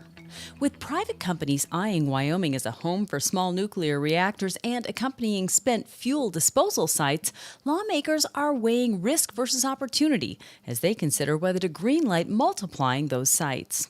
State law already allows temporary high-level radioactive waste storage facilities within its borders. Cowboy State Daily's Claire McFarland reports that going into the 2026 winter lawmaking session, the question is whether to also let reactor manufacturers maintain waste facilities in state. The Minerals Committee is getting ready to decide whether to expand basically waste storage allowances to reactor manufacturers as well as power generators that could multiply these waste facilities throughout Wyoming. But storing one's waste is also a necessary component of the reactor process. Lawmakers on the Minerals, Business and Economic Development Committee are split as they approach a meeting on the topic this coming Tuesday. What's happening at a single coal-burning power plant serving Colorado Springs reveals how federal and state authorities are clashing over energy policy with implications for Wyoming coal producers. The Ray D. Nixon power plant has been burning Wyoming Powder River Basin coal since 2003 and was targeted for closure by 2030 under Colorado's plan to reduce regional haze pollution. But Cowboy State Daily's David Madison reports that the EPA under the Trump administration withdrew federal support for that shutdown timeline, possibly extending the life of the plant. So it's still scheduled to close. What I think the utility is feeling now, Colorado Springs Utilities, is that they might have some flexibility here. But what really is exposed as a major policy difference between the state government of Colorado and the current administration in Washington. Despite the EPA's decision, Colorado officials have signaled that they plan to proceed with the planned closures of coal-fired power plants. The Air Force unit that oversees missile and bomb bases has suspended the use of the M18 modular handgun after an airman's death in Wyoming on Sunday. An active duty airman assigned to the 90th Missile Wing died at F.E. Warren Air Force Base in Cheyenne while on duty early Sunday morning. Claire McFarland reports that one day after his death, the Air Force Global Strike Command, which oversees Air Force bases, announced a pause on the M18 pistol until further notice. It's a 6-hour P320 series product. And as I was talking to a gun manufacturer here based in Laramie, he said, yeah, those pistols are kind of reputed to fire unintentionally or reported. There's been lawsuits and reports of unintentional firings that have followed that series for a while. The pause will remain in place during comprehensive investigations by the Air Force, and officials add that security forces airmen will be equipped with the M4 rifle during that time. I'll be back with more news right after this. Looking for something truly unforgettable? Head to the Cody Night Rodeo, where real cowboy action comes alive every night beginning at 8. From bucking broncs to bull rides, it's America's original night rodeo right here in Cody, Wyoming. The rodeo capital of the world. It's family fun, wild rides, and true Western excitement under the lights. Cody is rodeo. When a fully loaded semi-trailer slipped off U.S. Highway 14A near Lovell and was left hanging precariously over a cliff on Tuesday, it took a lot more than a standard tow truck to recover the dangling rig. That's where Hansers comes in, a Billings, Montana-based heavy-duty towing and recovery service.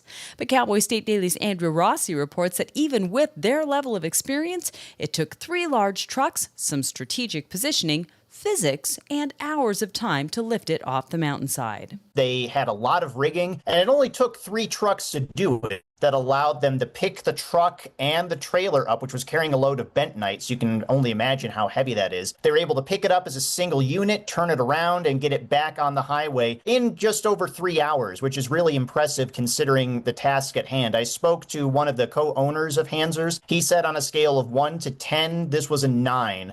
According to the Wyoming Highway Patrol, the driver was taking a narrow curve above the recommended speed of 35 miles per hour when he overcorrected, which sent the semi-truck and its load of bentonite up and over the edge of one of the hillside barriers on the steep, winding highway traversing the mountain. Amazingly, the driver escaped with only minor injuries. And that's today's news. Get your free digital subscription to Wyoming's only statewide newspaper by clicking on the daily newsletter button at cowboystatedaily.com. I'm Wendy Core for Cowboy State Daily. When it comes to making plans, you are the best. Those 9 months were also 273 days of planning. What about your daughter's first costume party? It was out of this world. And let's not forget those barbecues you plan in detail for your family and your more vegetarian by the day best friends. That surprise party for your parents' golden anniversary? You get the golden planning. The same way you plan each detail for those moments, start planning to protect you and your loved ones from a natural disaster. Sign up for local weather and emergency alerts. Prepare an emergency kit and make a family communications plan. Protecting your family is the best plan you can make.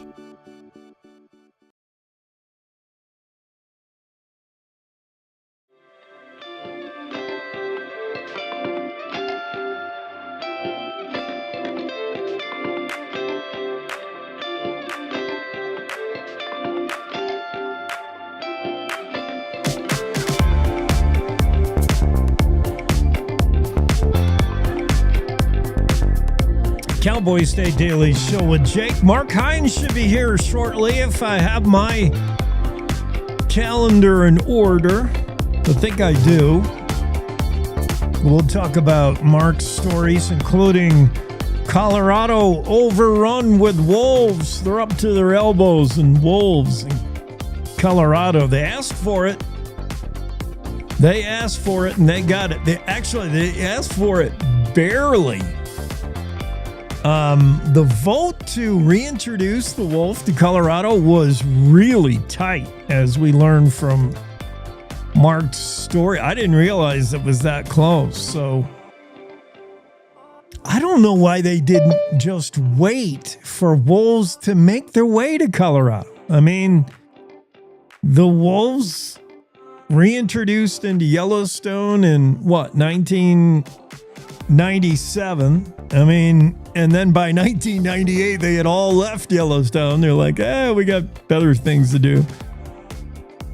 Wolves have been making their way all over the place. They got to Oregon. They got to Idaho, Montana. Sooner or later, they get to Colorado without having to bring them there. Without having to bring a whole bunch of Oregon wolves there. Isn't that? Let's ask the guy who knows about this stuff. There's Mark Hines into the discussion. Your story about Colorado has got more wolves now. They're thriving. 4 litters, 3 new packs. Yep. Wouldn't the wolf have gotten to Colorado by itself just by expanding? Didn't the wolf already make it to Colorado? Did we have to bring him there? Yeah, a lot of people say that, Jake, that given the chance, they would have just repopulated on their own. And, I do think that's an intriguing possibility, but also at the same time, they've got to get across that gauntlet of Wyoming where they can be shot on sight. And a lot of people argued, the contrary, that either it wouldn't have happened or it would have taken, forever and a day. So, make of those arguments what you will. But, I mean, we're already seeing them go from Colorado to Wyoming. You would have to think they can make the reverse migration sooner or later, but the jump start is actually putting them there and putting Oregon wolves there. And there are some, here we go with the age-old rancher versus wolf. There's some ranchers who say these wolves are just cow-eating machines, man. Well, that one pack, the Copper Creek pack, seem to have an issue with that. I believe they were in Grand County previously and attacked a bunch of cattle there. So, as we previously reported, that entire pack got captured and put in captivity for a while. And then they were eventually let loose again. And the ranchers that are neighboring them are telling us that they're back to killing cows.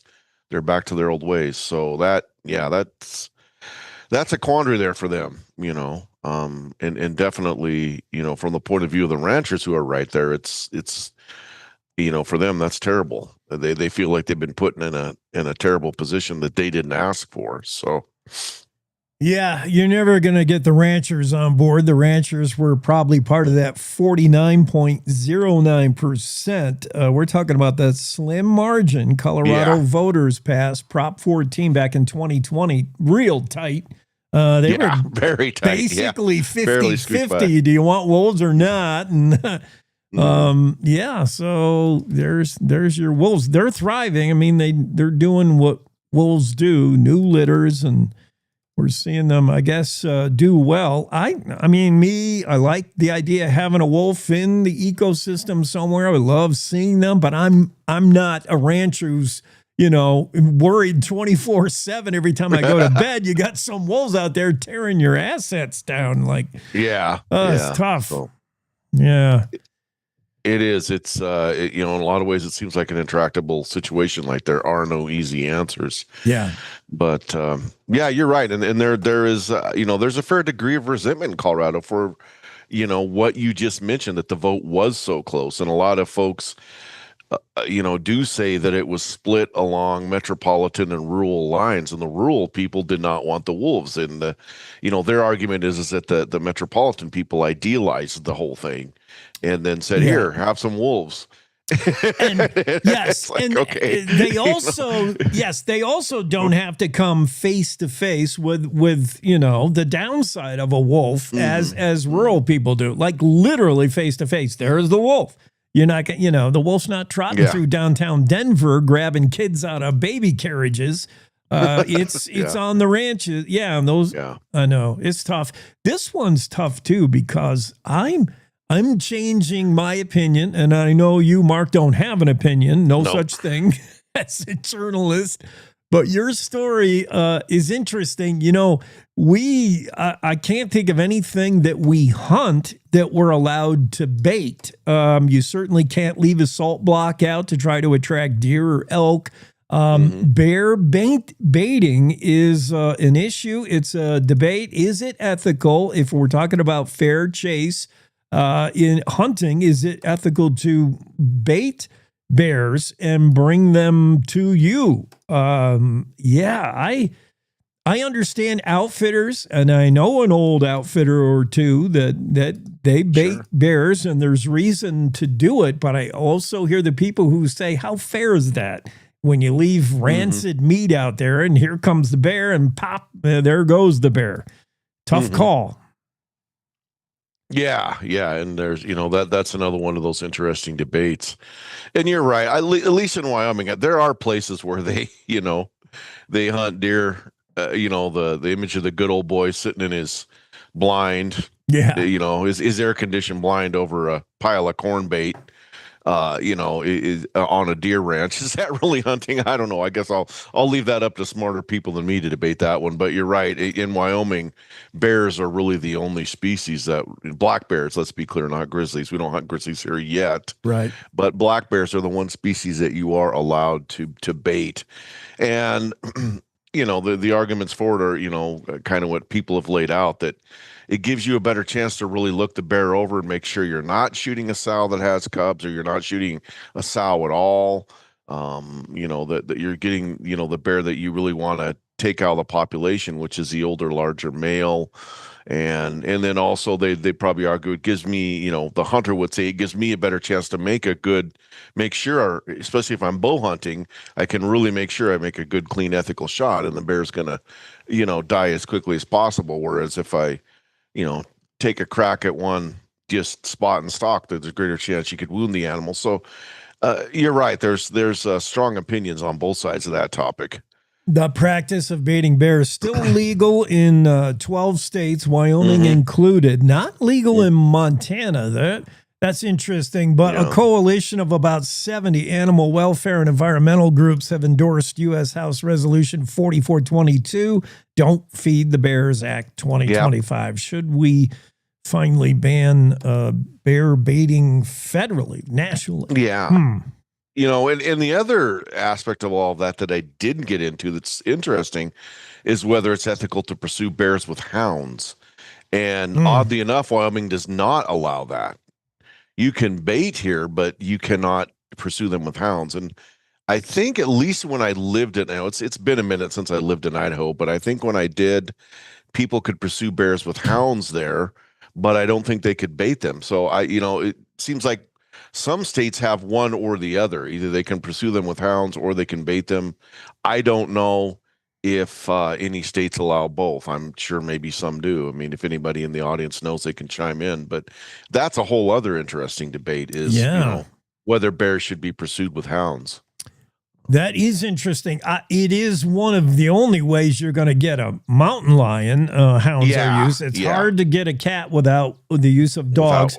But it's also like, what are we teaching the bears when we bait them? Are we teaching them to, is it unnatural for them to now now they're going to be attracted to your barbecue? If they smell rotting chicken in a bear barrel, are they coming to your barbecue? Or if you chase them with dogs, now every dog they see, they're going to get angry and chase back.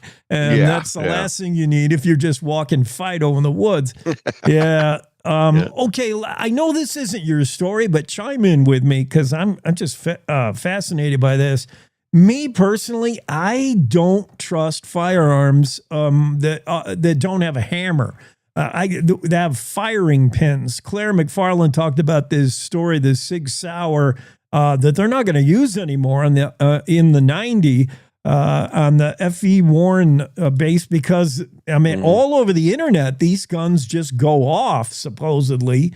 The firing pin wears out, and just a nudge will that's one reason where I just can't do. I need to see the hammer. Is the hammer cocked or not? Striker fire, you're talking about striker fire pistols. It's a bit it's a bit spooky. I've carried them locked and loaded on occasion, a striker fire pistol, and you're right. It, psychologically in the back of your mind, I feel so much better with a 1911. Yeah, because it's got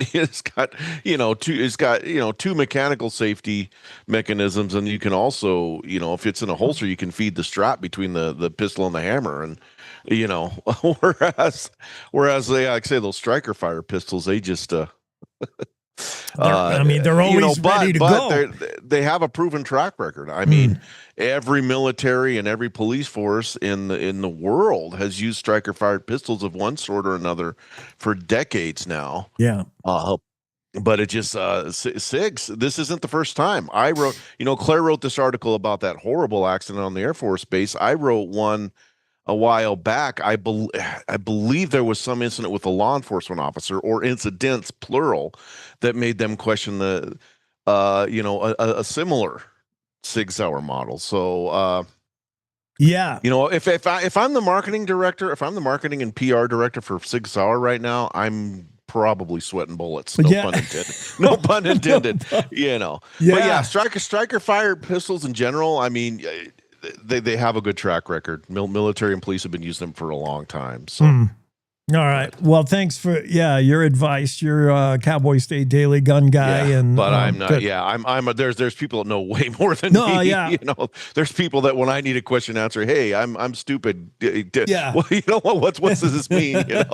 Well, we should all have a guru we can go to. I like to bounce things off of you. But dude, I'm like you. I'm also give me a 1911 all day and twice on Sundays. Yeah. I love 1911s, and that's part of it. Is just psychologically, you've got that exposed hammer, you have the manual safety, you have the grip safety. It's just, you have to be all a different level of stupid to set one of those off accidentally. And yet people still do. So true enough. because there's always Florida. You just say because Florida, no matter what, you can bubble wrap your kids and there's always Florida. So we heard the other day Senator Lummis was all for cutting the summer vacation a little bit, August recess. Now we hear President Trump's asking all the senators, hey, get down to business here and approve some of these nominees. Unfortunately, some of the lower level ones, I don't know why they're dragging their feet, but I could see with Nesvik, he barely got out of committee, 10-9, and he represents more than just this guy who wants to head Fish and Wildlife. He's the guy who's going to delist Grizzly, likely. And boy, the Democrats are dragging their feet. Mm-hmm. Yeah. I mean, that's funny. Trump saying, okay, you kids, no break for you. Get to work. And our senators saying, hey, we're all for it. Let's get it done. Yeah, you're right. A lot of people a lot of eyeballs on Nesvik, and of course, he's not talking. He's playing it smart. He's keeping his mouth shut. Brian Nesvik. I think he's interested. Yeah, he's interested in the job, not the political end of it. Yeah. But no, you are correct. That's a very strong. Just given on what he stated openly in the past, and the stance of the Wyoming Game and Fish Department for a while now. Both when he was heading it and since he's left, the stance is that, we want to have grizzlies delisted. We would like to manage them directly. And there is a strong feeling that when he does, if and when he does take the helm, that he's going to lead the charge to get it done. So yeah, and we're a half year into the presidency now. We still have over 130 nominees not yet confirmed. Crazy. Yeah. They got a lot of, they got a lot of work to do. I don't envy them. Yeah. Well, maybe they don't need a whole month off with all the filibustering that's been going on. Good stuff. Well, good food for thought. Maybe no hard, easy answers from Markine stories, but very interesting. Very good stuff. Wolves, Bears, and the Senate. I don't know which of the three are more dangerous. It's like Wolves, Bears, Senators. Yeah. All right. Thanks, Mark. All right. Have a good one. Yeah, you too. But that does sound like, that sounds like the movie that I want to be working on. Sharknado. And then just Wolves, Bears, Senators. Dangerous times we live in. We'll take a quick break. We got more guests coming up. More to do here on the Cowboy State Daily Show with Jake. This day in history next after a short break. We'll be right back. Wyoming is a big state. There's so much ground to cover, so many stories to tell. But the Cowboy State Daily News team is up to the challenge. I'm Wendy Core, host of Cowboy State Daily Video News. Whether it's politics in Cheyenne, energy issues in the Powder River Basin, or grizzlies in Yellowstone, our talented crew of experienced journalists are out there finding and telling the stories that matter. What's the best restaurant in Du Bois? Renee Jean checks it out. What's the most recent Supreme Court decision mean into our everyday lives? Claire McFarland explains. How is the upcoming elk hunting season shaping up? Mark Hines lets us know. Every day, I talk to the reporters who are covering the topics, issues, and people that are important to Wyomingites, and in our daily newscast, I bring you those stories. Tune into the Cowboy State Daily video newscast every morning, only on CowboyStateDaily.com. This is the Cowboy State Daily Radio Network. I don't think that many kids in my son's school even do it. He makes fun of his friend who vapes. He would never try it. She's into soccer. She's on the honor roll. She's just not the type. No way. No way. No way. No way, my kid would never vape. Get your head out of the cloud. Today, nearly 8,000 kids will start vaping. Maybe even yours. Learn about the dangers at talkaboutvaping.org. My biggest fear in the middle of my addiction was that I would never be able to get over it and that my kids wouldn't have a father. I overdosed on heroin and I lived. And I started thinking, you know what? This isn't my story. For the longest time, fear held me back from ultimately being who I wanted to. I found the fatherhood program, and it was one of the best decisions I've ever made in my life. My desire to change had finally outweighed my desire to stay the same. I felt powerless for so much of my life that it's important to me that my kids are empowered and truly believe that if they can think it, they can do it. I definitely had to become a better man to be a better father. For the first time, I finally feel like I'm exactly where I should be, where I want to be.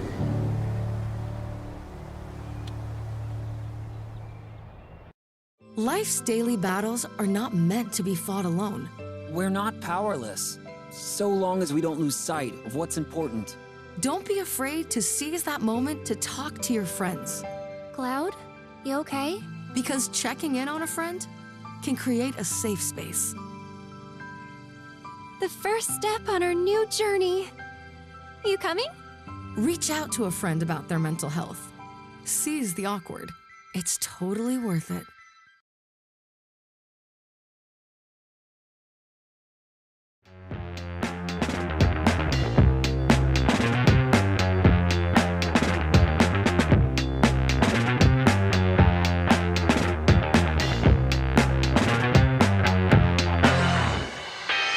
Cowboy State Daily Show Thursday. It's July 24th. We're going to do this day in history. We're going to rodeo a little bit because it is Cheyenne Frontier Days after all.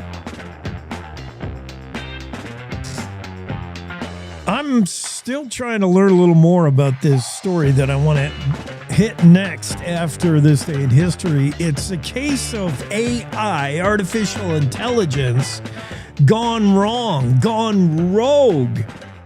This is my greatest fear. This is everyone's greatest fear, that the robots take over, that artificial intelligence gets so good or so bad that it starts making decisions for itself and not for mankind. And it's happening. It just did happen. Another case of it happening, an AI tool that went rogue and made its own decision on something. And then the robot, I keep calling it a robot, that's all it is. It's a computer. It's AI. It's not a real thing. Then the robot admitted that it made the wrong. It admitted that it did what it wasn't programmed to do. What the heck? Yeah, we got to talk about this.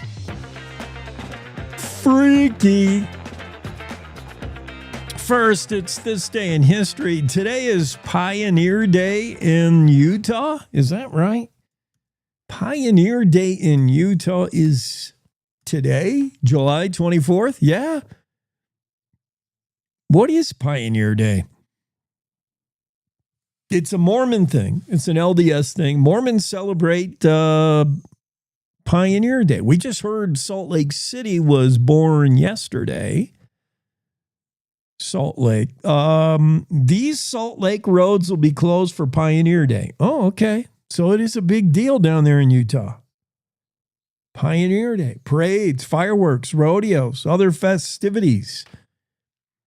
All right. Utah. Today is Sterling Settlers Day in Alberta, which, I heard they keep up there in Canada. Sterling Settlers Day takes place, they run a whole week of it. Sterling Settlers Day, July 24th, Sterling. Is that also a Mormon thing? Yeah, it commemorates the arrival of Mormon pioneers. Wait a minute, this can't be Alberta, Canada, then. All right, I'm thoroughly confused why it celebrates the Sterling, Alberta is the location celebrating the arrival of Mormon pioneers to the Salt Lake Valley. Isn't that Utah? What does Alberta, Canada care about Salt Lake? Unless this is a whole batch of different Mormons that went north instead of west. It's too confusing. I'm giving myself a headache. I just read the news. I don't pretend to understand it. This day in 1832, Benjamin Bonneville led the first wagon train across the Rocky Mountains at South Pass. Bonneville was, of course, an Army officer, famous. He was on 2 year leave of absence during which time he went into the fur trade business because everybody was doing it. And during that time, he happened to learn a lot about navigating his way around. After all, you're looking for the best beaver trapping places. So Benjamin Bonneville, ended up getting around a little bit. Is that who they named Bonneville Flats for? Speaking of Utah, have you ever been to Bonneville Flats? The proving ground. That's an area south and west of Salt Lake. And it's just flat and straight, like flat as a board. And the ground, that's where they go to set all the speed records for, an automobile.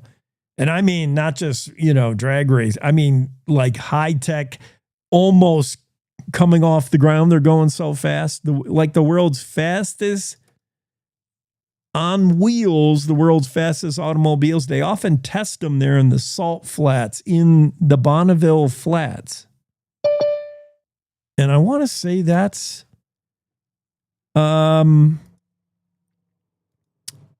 maybe how they got. Why is Zachary in the Zoom room?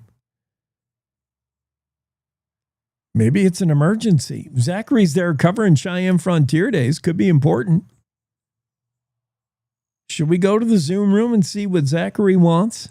Who's all for that? Who wants to vote? Because we are right in the middle of this day in history, although I sidetrack myself with Bonneville.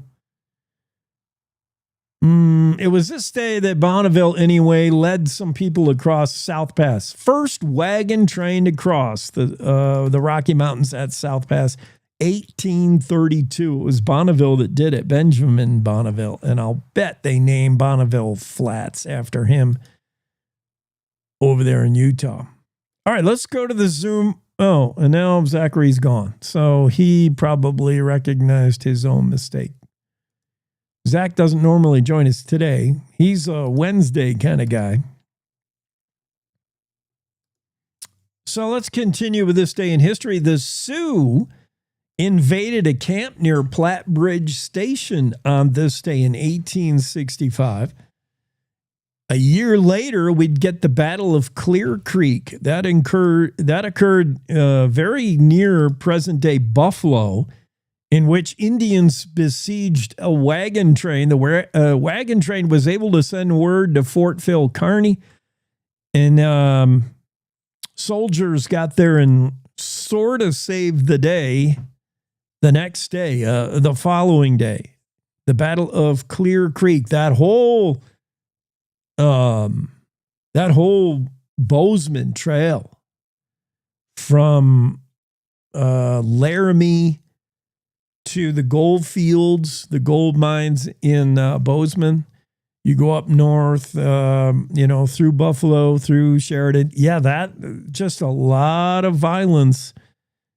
That was not a safe trail to take if you were a pioneer, if you were any kind of pioneer wagon train kind of traveler. That was unsafe in the 60s, 1860s.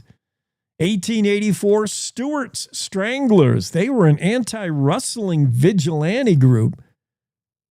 And they were organized on this day on the DHS Ranch in Montana. Stewart's Stranglers. If you were stealing cows back in 1884, Stewart's Stranglers were going to do something about it. This day in 1890, Esther Hobart Morris was the honored guest at a banquet celebrating Wyoming's statehood. This day, 1890, Esther Morris.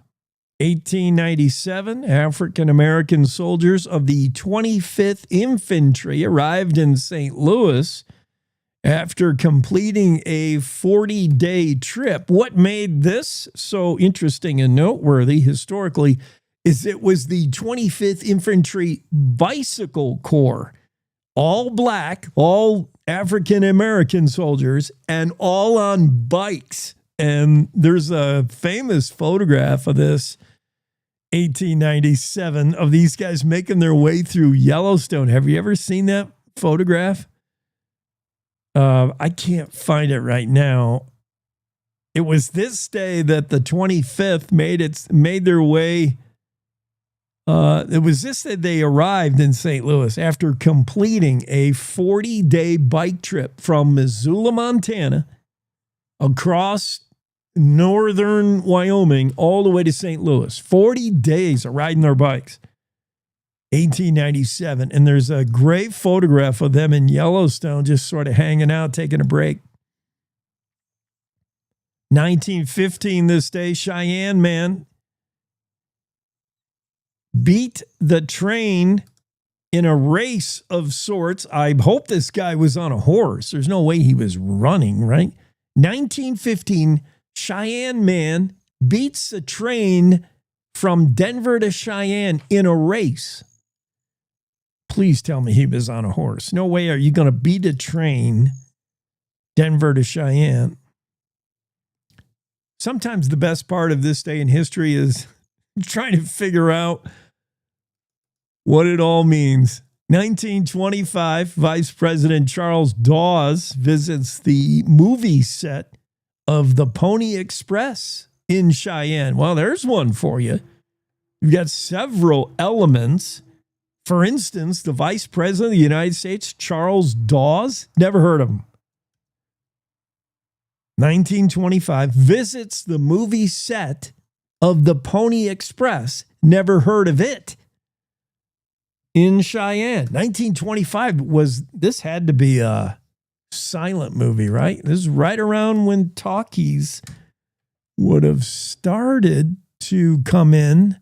The Pony Express movie shot in Cheyenne. Never heard of it. There's a 1953 movie, Pony Express, shot in starring Charlton Heston. But the 1925 Pony Express movie, okay, here it is, 1925. The Pony Express, a traitorous California senator, sounds like today, tries to use a newly founded Pony Express to further his plans for a California republic. It sounds exactly like today. Fast forward 100 years. 1925, The Pony Express movie. And it is a silent movie. I'm looking at it now. Silent movie. Produced by famous players, Lasky, distributed by Paramount Pictures, shot in and around Cheyenne, starring, among others, Wallace Beery, our favorite cowboy actor. So the set was visited by a vice president. How about that? Charles Daw, who never heard of him.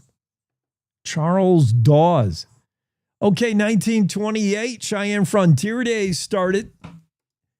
Billed as the granddaddy of them all, it would later just become the daddy of them all. 1928. Well, Frontier Days was in existence before 1928, but this was the start of Cheyenne Frontier Days in 1928. So obviously it was running a little bit later in the schedule back then. 1935, this is also the day Frontier Days began in that year.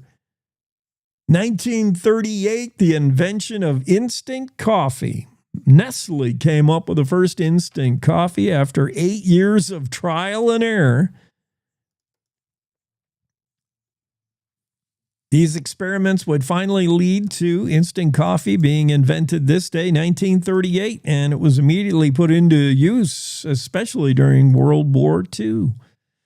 1969, this day, Apollo 11, the first manned mission to the moon, splashed down safely in the Pacific Ocean this day, 1969. 1972, man, this monument's been in the news for the last week. Ames Monument. We just learned about this monument. We learned about what was inside of it.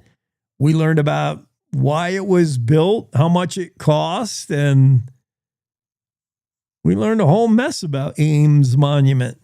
On this day in 1972, it was finally added to the National Register of Historic Places. So too was the Roundhouse and Turntable built in Cheyenne for the Union Pacific, added to the registry in 1994.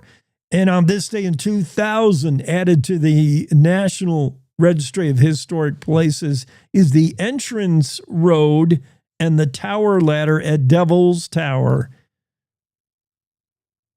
This day in history. And with the finish of that, it means we're going to rodeo. Will Rasmussen with the Western Ag Network. And Will, I'm going to be hard on Will because he's on his August recession. What do they call it? Not a recession. What's the Senate called when they take all of August off? A big, long vacation is what you call it. And I think Will has been on a little bit of a vacation as we have the Cheyenne Frontier Day, largest outdoor rodeo in the world, daddy of them all. Will has been running reruns.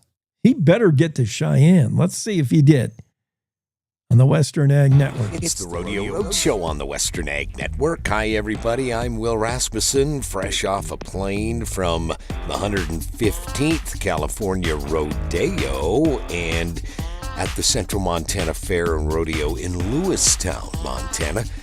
Good to be in Montana and the California Rodeo Salinas, one of the majors. And I have the champions of that great rodeo coming up next on the Roadshow. Cattle producers, it's time for Superior Livestock Auctions Video Royale. Join Superior in Winnemucca, Nevada, July 28th through August 1st for one of their most anticipated summer auctions, where Western cattle country meets nationwide buying power. This year offering 135,000 head. Browse the catalog at superiorlivestock.com, bid online at superiorclicktobid.com, or watch on Dish Channel 997. Big runs, serious bids, unmatched visibility. Good news, beef producers. Consumers' opinions and preferences on beef are becoming more transparent month after month. Your checkoff dollar supports state-of-the-art research that taps into thousands of consumers' eating habits every month to track modern trends in meat demand and other proteins. With this knowledge, the Beef Checkoff can invest your dollars more wisely in future projects, empower the industry, and strengthen beef's place in the market. Get the full story at yourdollardoes.com. Funded by the Beef Checkoff. The 115th California Rodeo Salinas. Yes, they call it the Rodeo there in Salinas. There is a lot going on. Two things going on all at the same time, but the fans love it. Sellout crowd, 17,500 screaming people that just love the rodeo. And they watched Wacy Shala from Oklahoma win the all-around. He won money in the bull riding and the bareback riding. Jaco Roper won a whole bunch of money in the bareback riding. He is the champion in the bareback riding. Steer wrestler Mike McGinn from Oregon wins the steer wrestling event. Big boost up inside the top 20 in the world now for that man. In the team roping, Tanner Tomlinson from Texas, Travis Graves from Oklahoma, the team roping champions of Salinas. Damian Brennan from Australia, he's number 3 in the world in the saddle bronc riding. He won the saddle bronc riding again just a couple of weeks ago. We saw him set an arena record at the Sheridan Wyo Rodeo.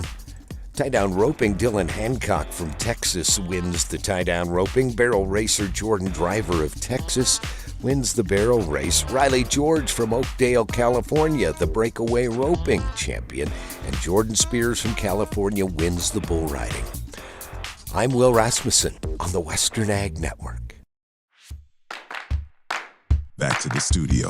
Cowboy State Daily Morning Show with Jake continues. Yeah, well, Will's just running behind now. At least he's out of reruns, but he's kind of behind. That's Salinas Rodeo. That's California's biggest rodeo, Salinas Rodeo. That wrapped up about 4 days ago. So maybe Will's on to Cheyenne Frontier Days now because he talked about Wasey. Wasey's riding at Cheyenne Frontier Days now. Had a great ride the other day. We're going to talk about who stole. There's been peacock rustling in California. Who stole a bunch of peacocks, and charges dropped in Massachusetts in more than 120 cases because the accused couldn't get a lawyer. You know that court-appointed lawyer for free that you're always offered in your Miranda rights? What happens when there is no lawyer to take the case? That is a growing problem in Wyoming and nationwide. We'll talk about that when we come back. More on the Cowboy State Daily Show with Jake after this quick break.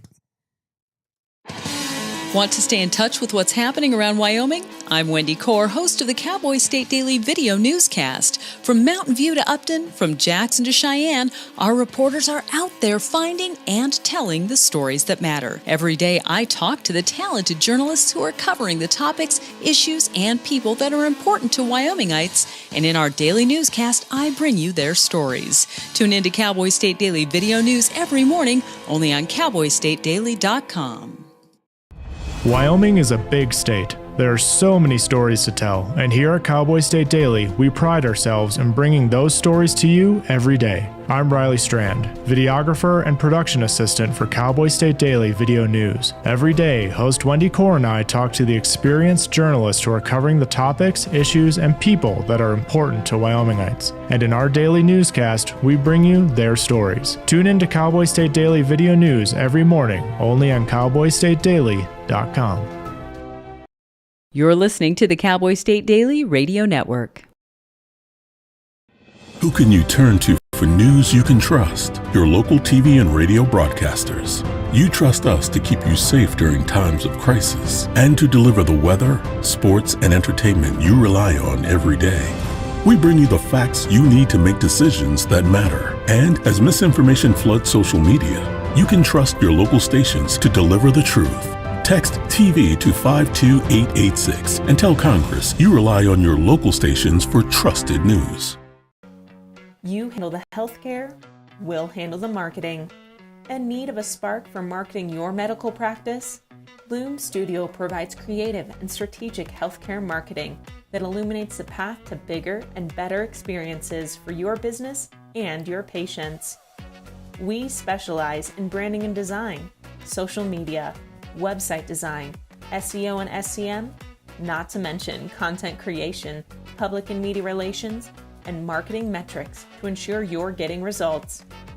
If you're looking to increase your patient engagement and retention, enhance your community impact, and streamline your marketing efforts, our team is ready to help you achieve your goals.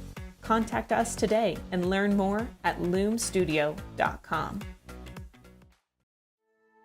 We come from a long line of farmers, and There's a sense of pride, but there's also a significant amount of pressure. Farmers have to take care of their physical and their mental health, because what's a farm without a farmer? Watching the sun come up, that's my time. I can have a cup of coffee, and every day's a new opportunity. That's cool. Your hand's gotten so Yay! Don't forget to check in on yourself. Love your mind.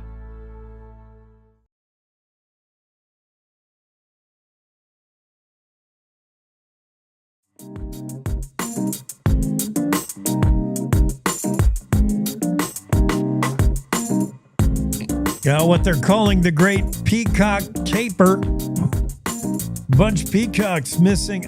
This story caught my attention because for a brief time, not long ago, I was a peacock farmer, as they say. It wouldn't be farming because you're not growing them, right? I was a peacock rancher. So I know a little bit about how peacocks behave and what it takes to keep them alive and what it may take to steal them. That can't be easy, seriously. But a whole bunch of peacocks were missing from the historic hotel, California Delta. Where is this hotel? Obviously in California, right? It's in the Bay Area.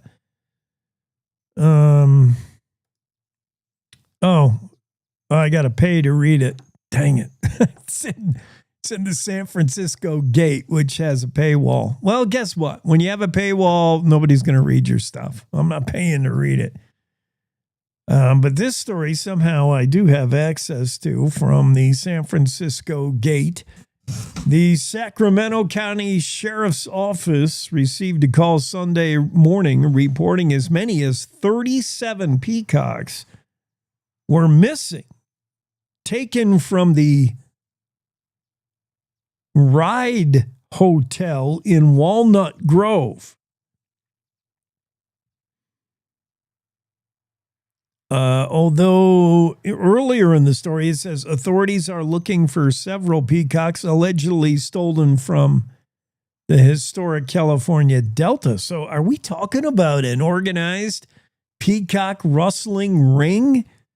Apparently, more than one hotel has been victimized.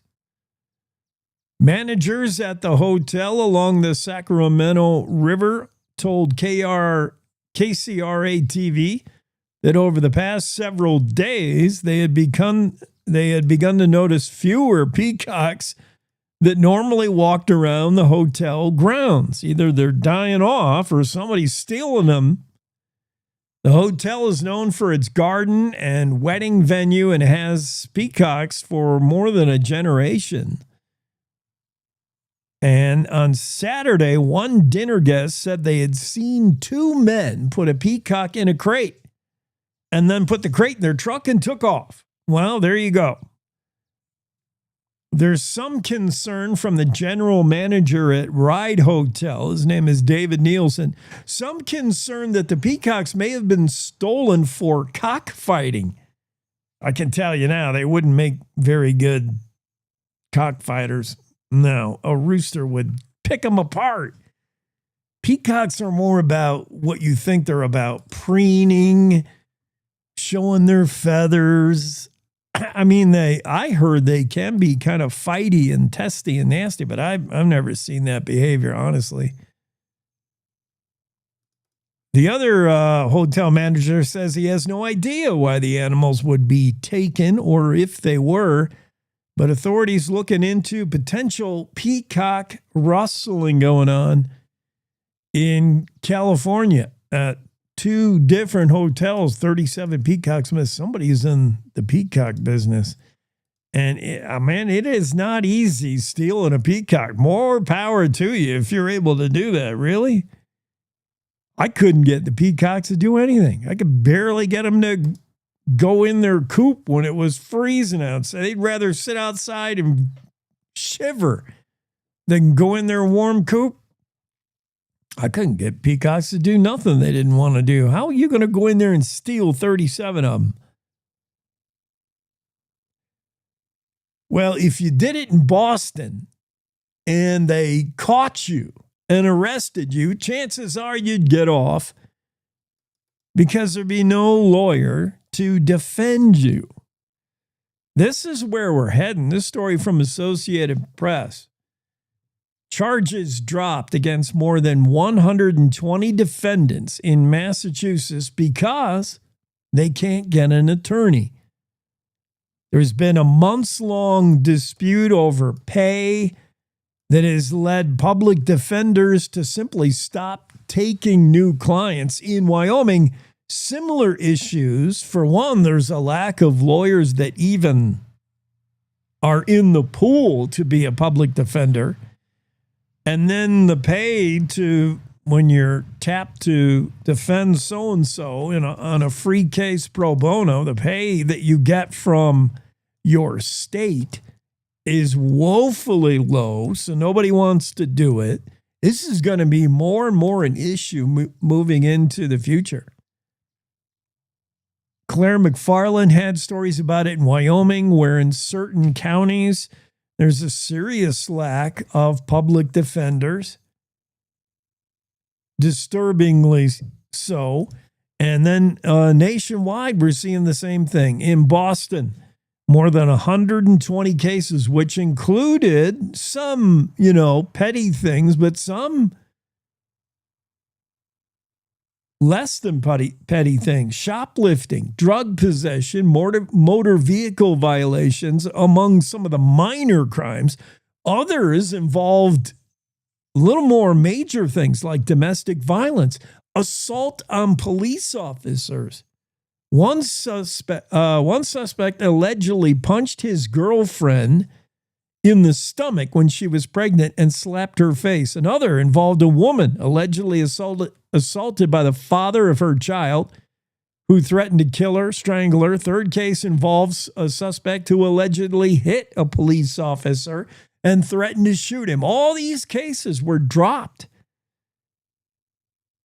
because of the lack of a public defender. Some had waited as much as 45 days unrepresented, sitting there in the system before finally Boston Municipal Court Chief Justice Tracy Lee Lyons said, that's it. We're dropping all these cases. They'll never get heard. They'll never get tried because the defendants have no representation. That's scary when you start just dropping cases. Cops arresting people, building a case, prosecutor building the case, ready to go to trial, and there's nobody to defend the defendant. The lawyer you're promised for free when they read you your rights is no longer available. They're going to have to change the Miranda rights now. They're going to have to say you have the right to remain silent. If you can't afford an attorney, one might be available to you, maybe not. And if not, we're just going to let you go. Wow. I don't want to get into this story yet because I'll need more time and we're running out of time. About this Bay Area tech CEO who apologizes after his AI program went wild and did some bad things. That's disturbing in itself. America's best states to retire in. Well, first we'll tell you where not to retire. Any of the Sun Belt states. 8 of the 10 worst states for retirees are in the so-called Sun Belt: Alabama, Arkansas, Florida, Louisiana, Oklahoma. California will throw you in there with your taxes. New Mexico and Texas. 8 of the 10 worst states for retirement are the ones I just named. Best states to retire in. And we're doing things like we're looking at how affordable. We're looking at health care. We're looking at whether there are other people of your age group already there, like Florida, like the whole state's got plenty of people that you can play shuffleboard with. Turns out New Hampshire, number 1 state, New Hampshire takes the top spot, the best state for retirees. It ranked number 1 in neighborhood safety So you're not likely to get purse snatched if you're a little old lady just going to the supermarket. Healthcare ranked 5th, taxes 6th, and come in 7th with how many people of your age you can expect to find in New Hampshire, number 1. Where does Wyoming rank? Actually, the study called us surprising. Okay, we'll take that. Study's top 10 states after New Hampshire included other New England states, Maine, Rhode Island, and Vermont, as well as in the top 10. And the study said maybe surprising, I don't know about that, 3 Western states, Idaho, Utah, and Wyoming in the top 10 best places to retire. I wouldn't call that surprising. That sounds just about right. That story from Bankrate on the Cowboy State Daily Show. So, yeah, that'll do it for this hour, but we got more coming for those of you who are staying with us, including the Ask Abby segment. More to go. Thank you, though, for spending your Thursday with us, however amount of time you can spend. It's good to have you, and it's good for our analytics. Drop in often, click a lot, and then stay a while. That's important. We like that. You hear us on radio stations around the state. Hey, Cheyenne. Hello, Jackson Hole. Howdy, Riverton, Torrington, Pinedale. We're all over the place. We are the Cowboy State Daily Radio Network. Back after top of the hour break.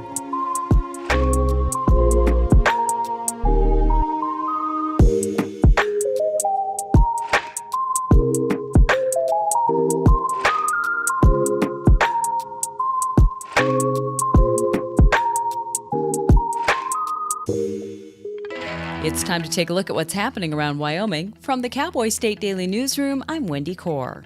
Wyoming's U.S. senators say they're tired of waiting for Wyomingite Brian Nesvik to be confirmed as the next chief of the U.S. Fish and Wildlife Service, which could likely seal a long-awaited delisting of grizzly bears in the lower 48. Cowboy State Daily's Mark Hines reports that Nesvik's seemingly certain appointment as head of Fish and Wildlife comes in tandem with Wyoming U.S. Representative Harriet Hageman's push to delist grizzlies through an act of Congress. President Trump has really put pressure on the Senate to go ahead and even go so far as to skip their August break to get through all these nominations, of which Brian Nesvik, the former Wyoming Game and Fish Director, is one to head the U.S. Fish and Wildlife Service. And why that matters is Nesvik has long been a strong proponent of delisting grizzly bears. So he's all for it. The agency itself, the Fish and Wildlife Service, seems to be leaning in that direction. During his tenure leading Wyoming Game and Fish, Nesvik openly advocated for grizzlies to be delisted from federal protection and managed by Game and Fish and other state agencies. A 5-year-old child shot in a vehicle parked outside a gas station in Cody Tuesday afternoon is recovering, and police announced on Wednesday that the shooter was his 9-year-old brother. The Cody Police Department is still investigating the incident that occurred outside the KT Sinclair gas station on Sheridan Avenue in Cody, although Cowboy State Daily's Claire McFarland reports that at this time it appears to be the result of what law enforcement is calling a negligent discharge. We don't know exactly how the 9-year-old came by the gun. What we do know is that the Cody PD is saying evidence indicates this was a negligent firing. Frank Groth, Gillette-based firearms instructor, was like, well, I'm hesitant with that term because negligent indicates someone acted against his better knowledge. And with a 9-year-old, it's tough to tell just how great his knowledge or experience is on guns, but we will hopefully learn more as the investigation progresses. The department encourages anyone who witnessed the incident or who may have relevant information to contact the Cody Police Department. Well, as Wyoming progresses toward rolling out the nation's first state-backed cryptocurrency, possibly as soon as this year, the state has begun testing out practical uses for the Wyoming stable token.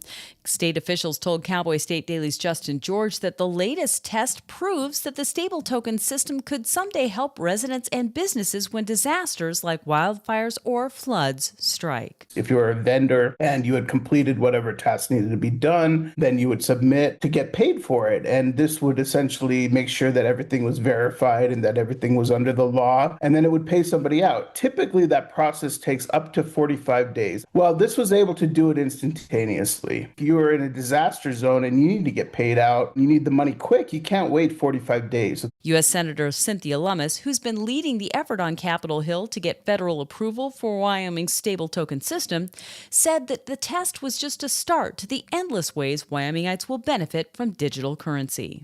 I'll be back with more news right after this. Looking for something truly unforgettable? Head to the Cody Night Rodeo, where real cowboy action comes alive every night beginning at 8. From bucking broncs to bull rides, it's America's original night rodeo right here in Cody, Wyoming. The rodeo capital of the world. It's family fun, wild rides, and true Western excitement under the lights. Cody is rodeo.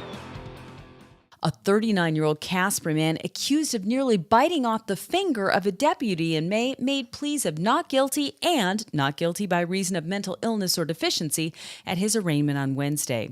In addition to being charged with aggravated assault and battery for his actions on May 13th at the Natrona County Jail, Andrew Barrett also faces charges of being a habitual criminal.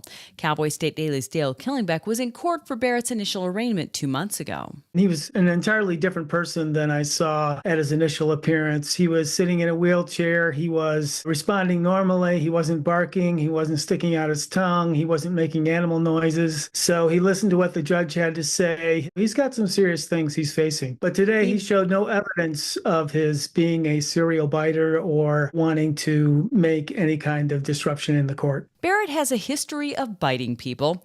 Barrett was on parole after serving prison time for an aggravated assault and battery charge that involved biting off the tip of an index finger of a Banner, Wyoming Medical Center employee in 2021. And that's today's news. Get your free digital subscription to Wyoming's only statewide newspaper by clicking on the daily newsletter button at cowboystatedaily.com. I'm Wendy Core for Cowboy State Daily.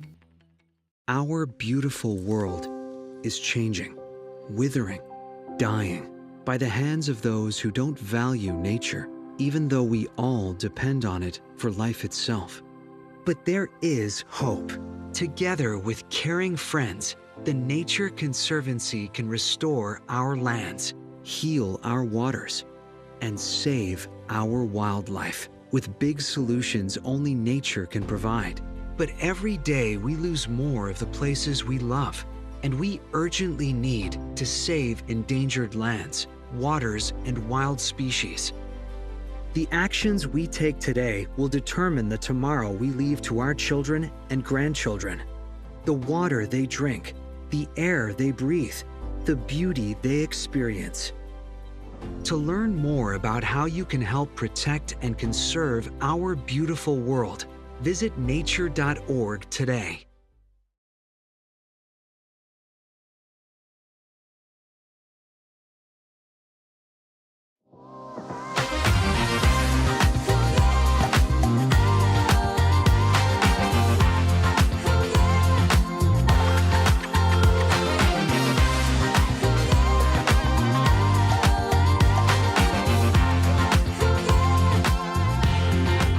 Let's go to the Zoom room, pick up Renee G. Renee, we missed you a couple days ago. You were hanging out with some Hollywood celebrities. Wow. I got stuck in the parade. Yeah. I could not get out of that to save my life. I tried. I'm sorry, Jay. No, I mean, the nature of parades, yeah, it's hard. The road, they close off streets and, you know, all the people. It's such a big radius around the parade. I knew that they blocked off a lot of streets, but it really is a huge radius around that whole area. There were empty parking lots I could have parked in that were much closer and that weren't part of the parade, but those are all blocked off. So it's like, wow, I can't.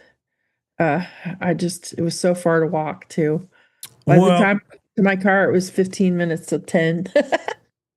It's too late for the if onlys, Renee, but it was all worth it because you got a chance to catch up with Mo Brings Plenty. He before I read this article, this guy is my favorite actor in the Yellowstone series. I love this guy. So authentic, so Lakotan. Yeah, what was it like? Mo seems pretty cool. He's actually a pretty nice guy. He's very gracious, very patient man. He talked to me several times yesterday, or yeah, I guess it was yesterday and on Tuesday. Always willing to have a few minutes to explain something so yeah, he's a great guy. And he's got a connection. I mean, he's just not randomly tapped to be the parade. What do they call him? The ambassador? He's the Grand Marshal. Yeah. I'm not sure how that all came about. We really didn't talk about that too much. I thought it was cool in talking about his childhood growing up on the reservation. I mean, he's 3 years younger than I am. No running water, no electricity. I don't think I expected to find people like that too much anymore. But that is the upbringing that he had. That doesn't mean they weren't rich in other ways. He talked about how their grandparents and aunts and uncles and mothers and fathers are all together at night telling stories by kerosene lantern. I was kind of actually jealous, my grandparents and we lived in different cities, so I didn't get to see them very much. I would go visit them in the summer and spend a couple of weeks, but I don't have that nightly storytelling with grandpa and grandma, and that does seem like a very rich heritage to me.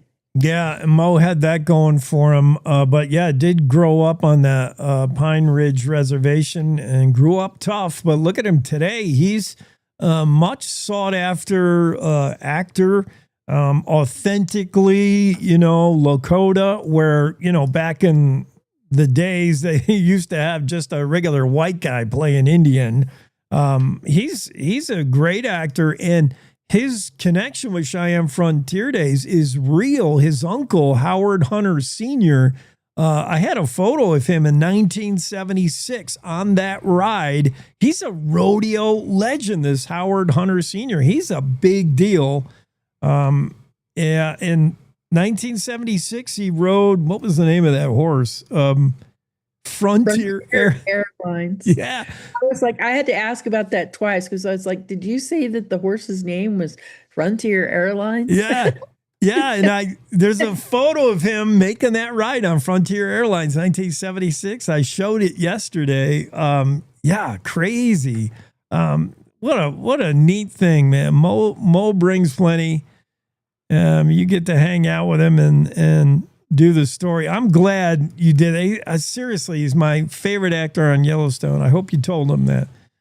I didn't know that, Jake, or I would have told him. I would have got his autograph for you. Yeah, I love that guy. He's so good. Let's see. What else you've been working on? A lot of Cheyenne Frontier Days stuff. But also, I do want to talk about those, the Lander bronzes. This was... Yeah, what Lander-based Eagle bronze, and you can see their work all over the place, and you probably never knew that it came right here from a foundry in Lander. Right? Actually, Harvey lets people pick their foundry. So some of them are Loveland, some of them are Lander. It just depends on the artist's choice. And I think that makes a lot of sense because the foundry really does a lot of work on these sculptures. We give credit to the artist for creating them, but what the artist does is they create an oil clay sculpture that they send to these foundries. And then the foundries take these and transform them into bronze, and it requires quite a bit of detail work. I mean, they are actually finishing these sculptures and adding to it.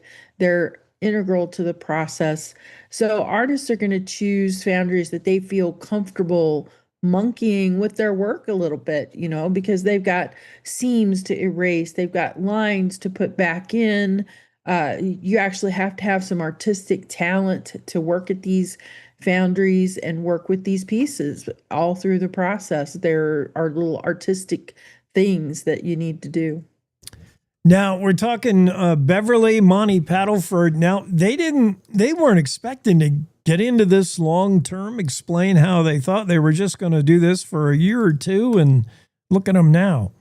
Yeah, it's kind of a cool story, Jake, because they're high school sweethearts. They grew up in Lander. They got married. They went off to school, and came back. Her husband had a job with Kodak Eastman and Alcoa at one point, but they wanted to come back home to plant a church. And so they thought they were coming back to Lander to plant this church. Well, it turns out there was another group there already working on that. And so at the same time, they decided to do Beverly's father is a sculptor, and he was having trouble finding anybody cast his sculptures in bronze.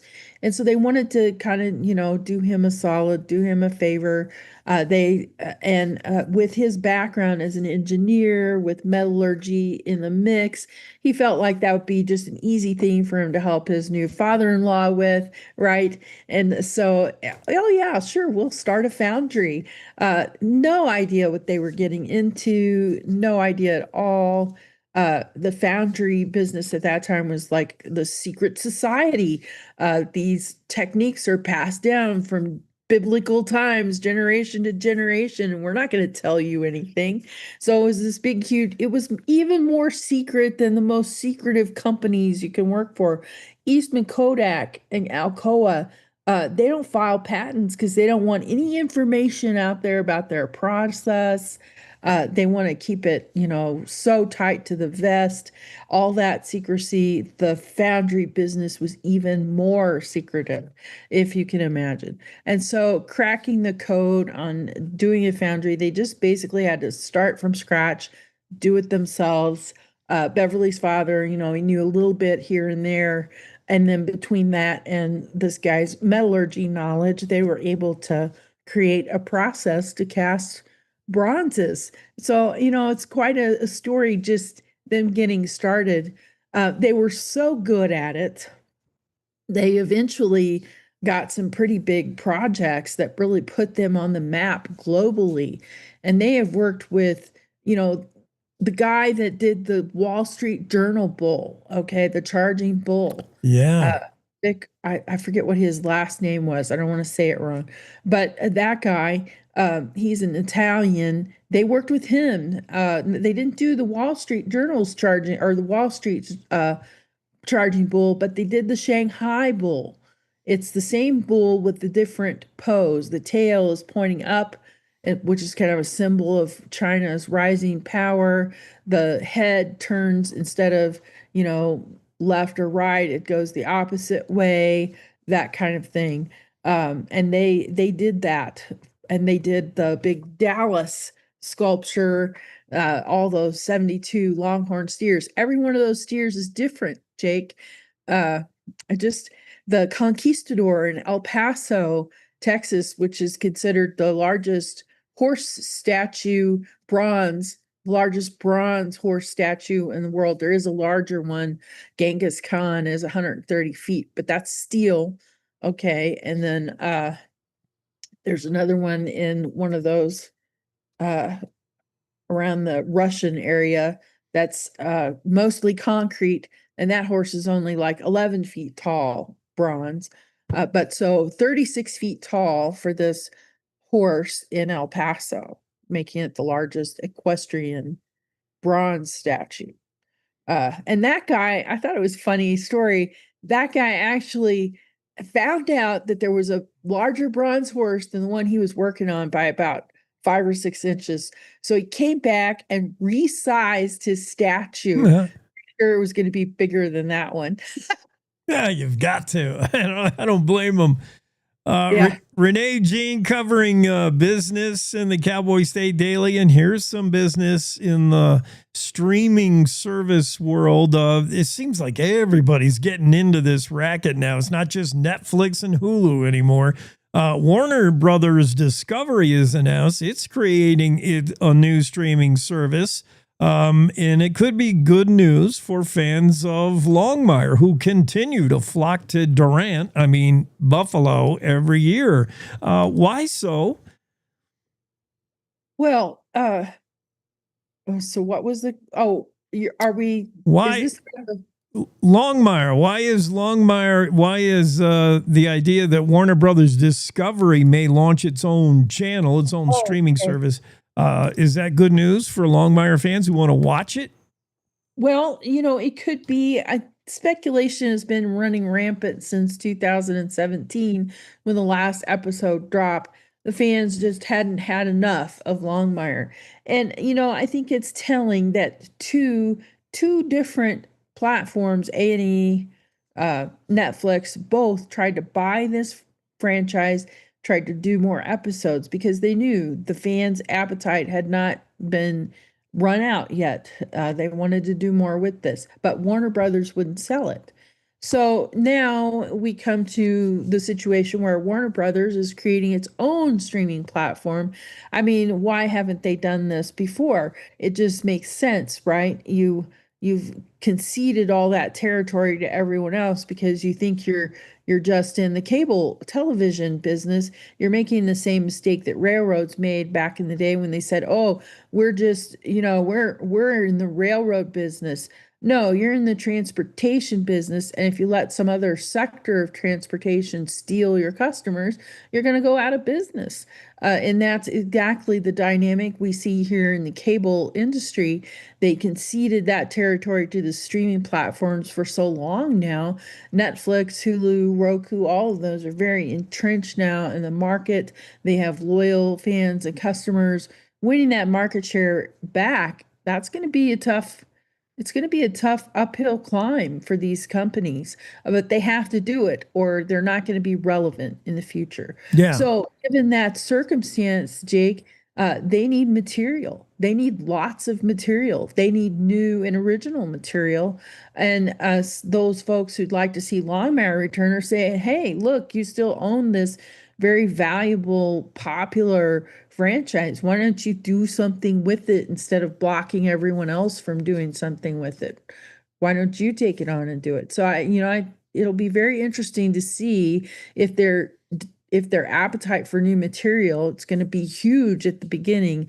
So it is an opportunity, Jake. It's a foot in the door. And all of the actors have basically said, we'd love to do a movie. So maybe we get a Longmire movie. I think a series is hard. You got all these actors have gone out. They gotta put beans on the table. So they've taken jobs. They've made long-term commitments. It's hard to do a series like that. You can't get all the principals back. It's kind of like Humpty Dumpty. It's hard to put it back together again. But a movie is a much shorter deal, and people could work that. Yeah, and then with a series that picks up again after so much time off. I mean, what is this? Stranger Things, they were little kids when we got introduced to them, and now by the time we see this series wrap up, they're going to be in the old folks' home. But maybe, and it makes sense. You're right. The studio that shot all these, that owns the rights to all these all these TV, and then they just sell it to whoever, can they get it back? Like, it's all that they would have a huge portfolio, There's no getting it back here, Jake. The Netflix licensed the right to make some new episodes. A&E licensed the rights to make some episodes. Warner Brothers owns this. It is theirs. Okay. Those episodes are theirs. But so they don't have to get the rights back, but can they get all the principals back, for the act? Luann Stevens is available, but as she herself pointed out, she's getting up there in years. They got to do this before Ruby dies if they want to have all the principals. Well, yeah, fans of Longmire, they continue to be loyal, and I'm just getting into the books now. I never got into the TV. I tried a few episodes. I just couldn't get, but now I'm reading, and Craig Johnson comes off so much better when you read him, in my opinion. He's so good. Yeah, great stuff. All right, Renee, thank you. All right. Great to have you on always. Have a great Thursday. See you next time. Renee Jean on the Cowboy State Daily Show. Let's clear the room. Get ready for Ask Abby. That's up next, right after this quick break. To the Teton Range, Cheyenne to Sheridan, Rawlins to Ralston. Cowboy State Daily Morning Show covers the state like no other radio show or podcast. We love Lovell. We're eager to share the stories of Story Will Crow About, Crowheart, and Yodel Over Yoder. Whether you make your home in Sweetwater, Chugwater, Powder River, or Green River, the Cowboy State Daily Morning Show will make you feel right at home. Jeffrey City, Atlantic City, we see you. Little America, Big Piney, you're on our radar. Howdy, Wapiti, Meeteetse, Shoshone, Ten Sleep, good morning. Welcome, Torrington, Riverton, Wheatland, Lusk, Lingle, Lander, Timber, Casey, Kerwin, Moorcroft, Mountain View, Moose, Fort Bridger, Fort Laramie, Fort Washington, Hannah, Hudson, Hewlett, Dayton, Daniel, and DuBois. We are east of Weston, west of Midwest, north of Newcastle, and south of Sundance. Border to border, we love Wyoming and every one of its communities, bar none. This is the Cowboy State Daily Radio Network. Meet Norm. He lives with anxiety, but with the help of this latest innovation from Be Normal, he can be normal, just like everyone else. With the swipe of a finger, you can project happiness, confidence, machismo. Why settle for being real when you can be normal? The Normal Maker, new from Be Normal. This item doesn't really work because there's no such thing as normal. We're all different. What we like, how our brains work. In fact, 1 in 5 of us live with mental illness. Don't filter who you are. Start by talking to someone you trust. And remember, there is no normal. Nestled between Casper Mountain and the North Platte River, you'll find the heart of Wyoming. With a bustling downtown centered around our outdoor haven, Casper is for adventurers, freedom seekers, and rule breakers who find beauty off the beaten path. So if touchable history, a vibrant community, and uninterrupted outdoor recreation define your travel itinerary, allow us to welcome you to the one and only Casper, Wyoming. Plan your trip at visitcasper.com. I think I finally found. Hey, how you doing? Hey, Mason. Hey, Mason. Got a new house. It's looking pretty cool so far. A place that I call home. I'm teaching Louise how to cook some lasagna. It only takes a spark to make a fire start.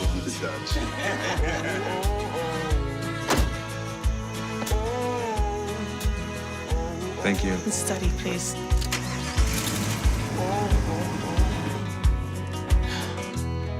I think I finally found a place to make my own. A place that I call home. This place that I call home.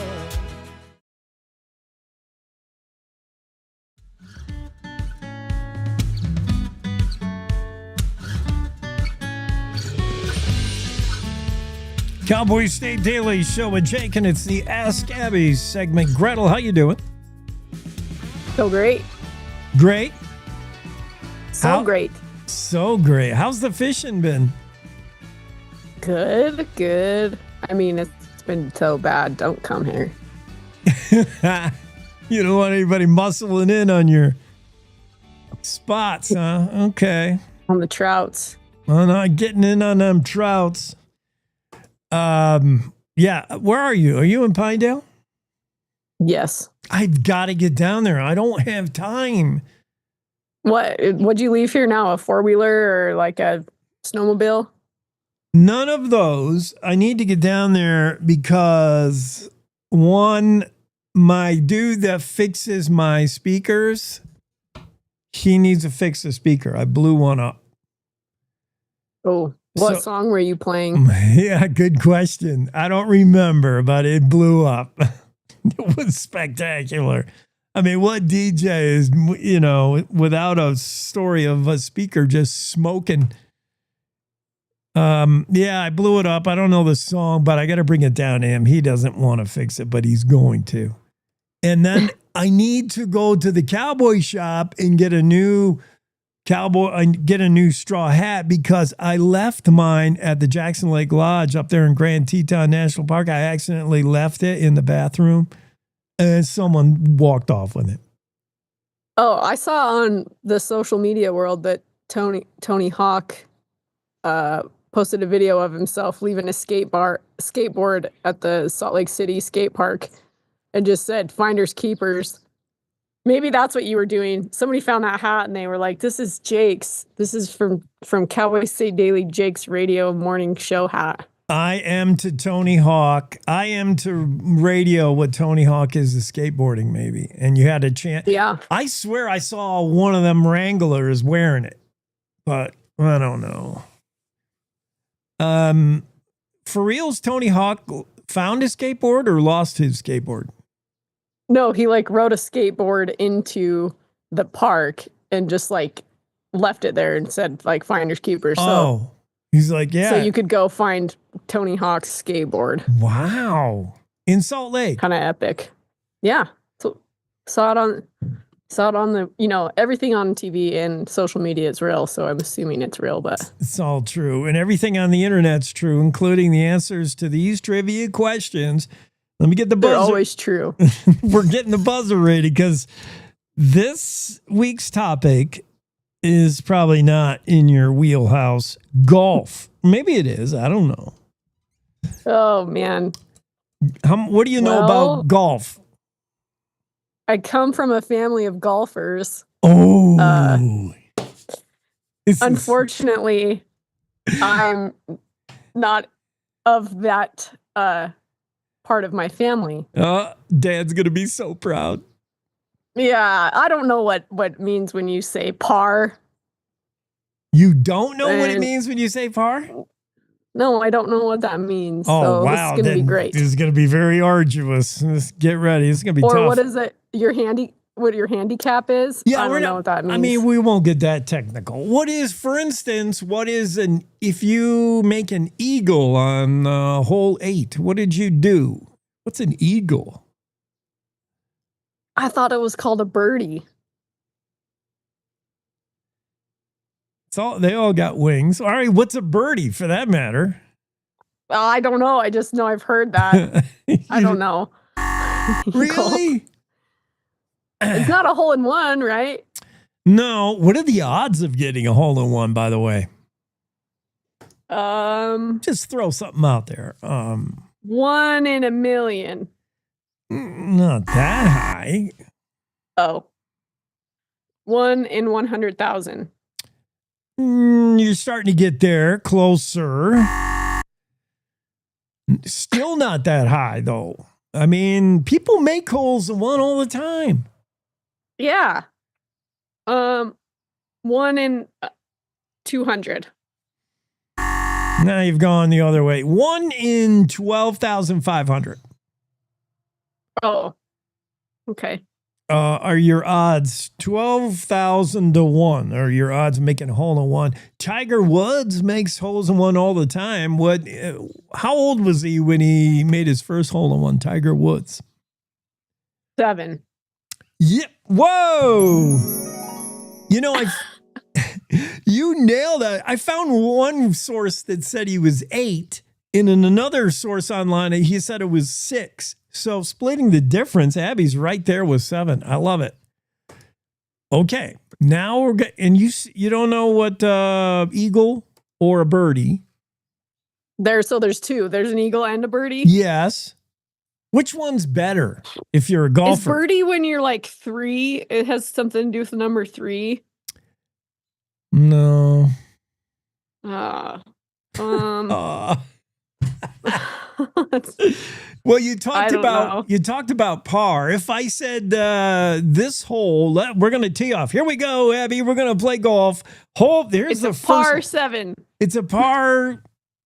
Yeah, that would be high. The first hole is a par 4. What's it? So what's a birdie? If you say, "Well, I birdied that hole," then you did it in 4. No, that would be par. Par is whatever. Oh. Yeah, you would say I parred that hole. If it was a par 4 hole and if you got in the hole in 4 shots, You parred it. Birdie would be one less than par. So you did it in 3. In that case. So you did better than the par. Better than the par. Okay. Eagle. Eagle means you did it better than the birdie. Oh, I'm sorry. Yes. Eagle is one better even than the birdie. You would be 2 under par. Yeah. Okay. I'm going to go play golf right now. You're so excited, aren't you? So when you get your golf ball out and you take a look at it, it's all dimpled up. It's got a whole bunch of dents in it. How many dimples are in the standard golf ball?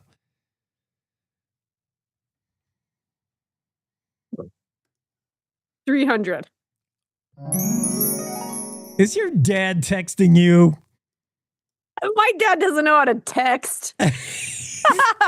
You're exactly, 3 to 400. 300. Wow. 3 to 4. It should be the same. Yeah. What do you mean 3 to 4? They're different. It's not that standard. Really? 3. Aren't they all the same size?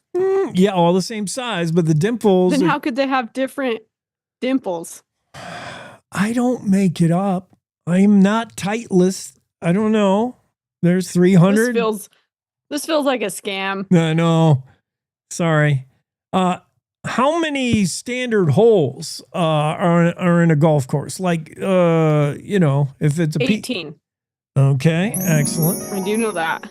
Okay, what state in the United States, where we love our golf, what state is the first to have an 18-hole course?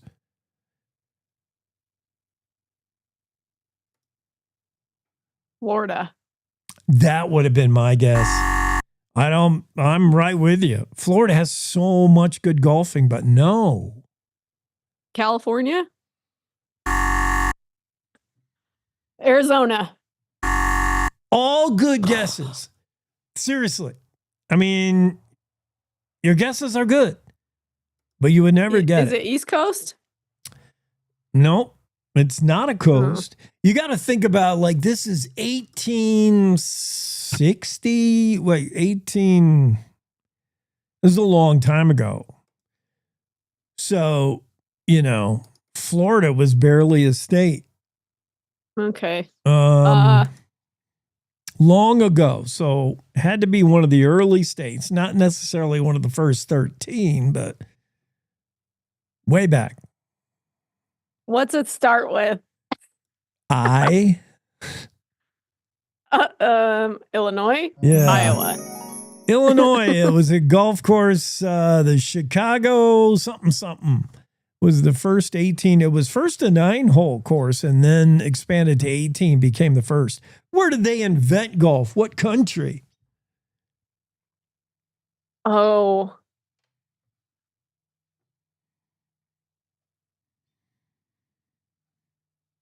I bet it's not what I would assume. What would you assume? I don't know. Something like, I don't know. I'm going to say China.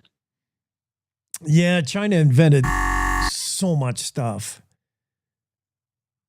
But not golf. No, the Chinese are too industrious to take time off to golf. They're out busy working, making stuff. they ain't got time to golf. No. Just picture, guys in kilts. Oh, over in Scotland? Scotland. That's funny because that's what I was originally going to think. That's what I was going to say. And then I was like, no, that's too obvious. It's probably China because nobody goes to China to golf. You overthought it. You got to go with your gut. Yeah, but sometimes when I go with my gut, it's really bad. That's the fun of it, though. When you really crash and burn on your guesses. Scottish people invented golf 1457. So, man, it was a long time we've been playing golf. Oh, just slightly after your birthday. And a buzzer for that. Okay, let's get to some easier true false ones. Okay. As early as the Scottish invented golf, 1457, it took all the way until 1811 for women to play the game because obviously women can't golf. The first round of women's golf played in 1811. Therefore, that gets us to the acronym of the word golf. It's a funny word, GOLF. Golf is actually an acronym for gentlemen only, ladies forbidden. True or false? False. How did you know that? Because that's ridiculous. It is ridiculous.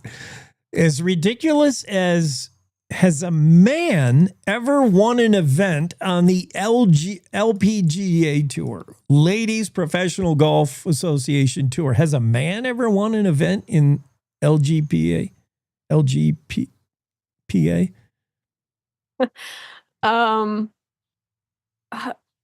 want to say no. A man has. That man was Sam Snead, 1962. How he got let into the tournament, I don't know, because he's not a woman. Has a woman ever won the PGA tournament? No. Correct. They have been in it, but no woman has ever won it. Okay, you're give me an idea of how big is the size of a hole. It's standard. Do you want the radius? Look at you, radius. What is it? What is a radius? It's half the it's the center, the measurement between the center and the edge of a circle. It's pi divided by the isosceles triangle. 3.1569. I don't know what a radius is. It's how it's the this width. big. Wait, I'm not looking at you. Let me. Oh. What about people on radio? They can't. That's correct. 4.25 inches, I think. 4.25, 4.5 inches. Across? Yeah. So actually, what you showed me with your hands is about exactly right. We're gonna give that to you. That's good. Perfect. Yeah. I'm a genius. Yeah. Because golf, I mean, okay, the word okay, in a real tournament, like today's tournament, PGA, whatever it is, what's a famous tournament? The Waste Management Phoenix Open. Yeah, like the Waste Management Phoenix Open. What is the maximum of clubs you're allowed to use in a PGA tournament? You know, in your bag, you got a bag of clubs. Between 10 and 15. Yes. I didn't say you could do a between, but yes, all right. 14. I think. Oh, okay. I was going to say 12. And remember, 14 max amount of clubs you can carry. Now, you don't carry them. Your caddy does. And the word caddy was coined by Marie Antoinette. True or false? True.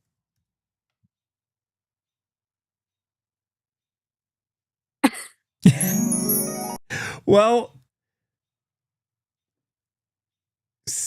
the internet disagrees. We're going to have to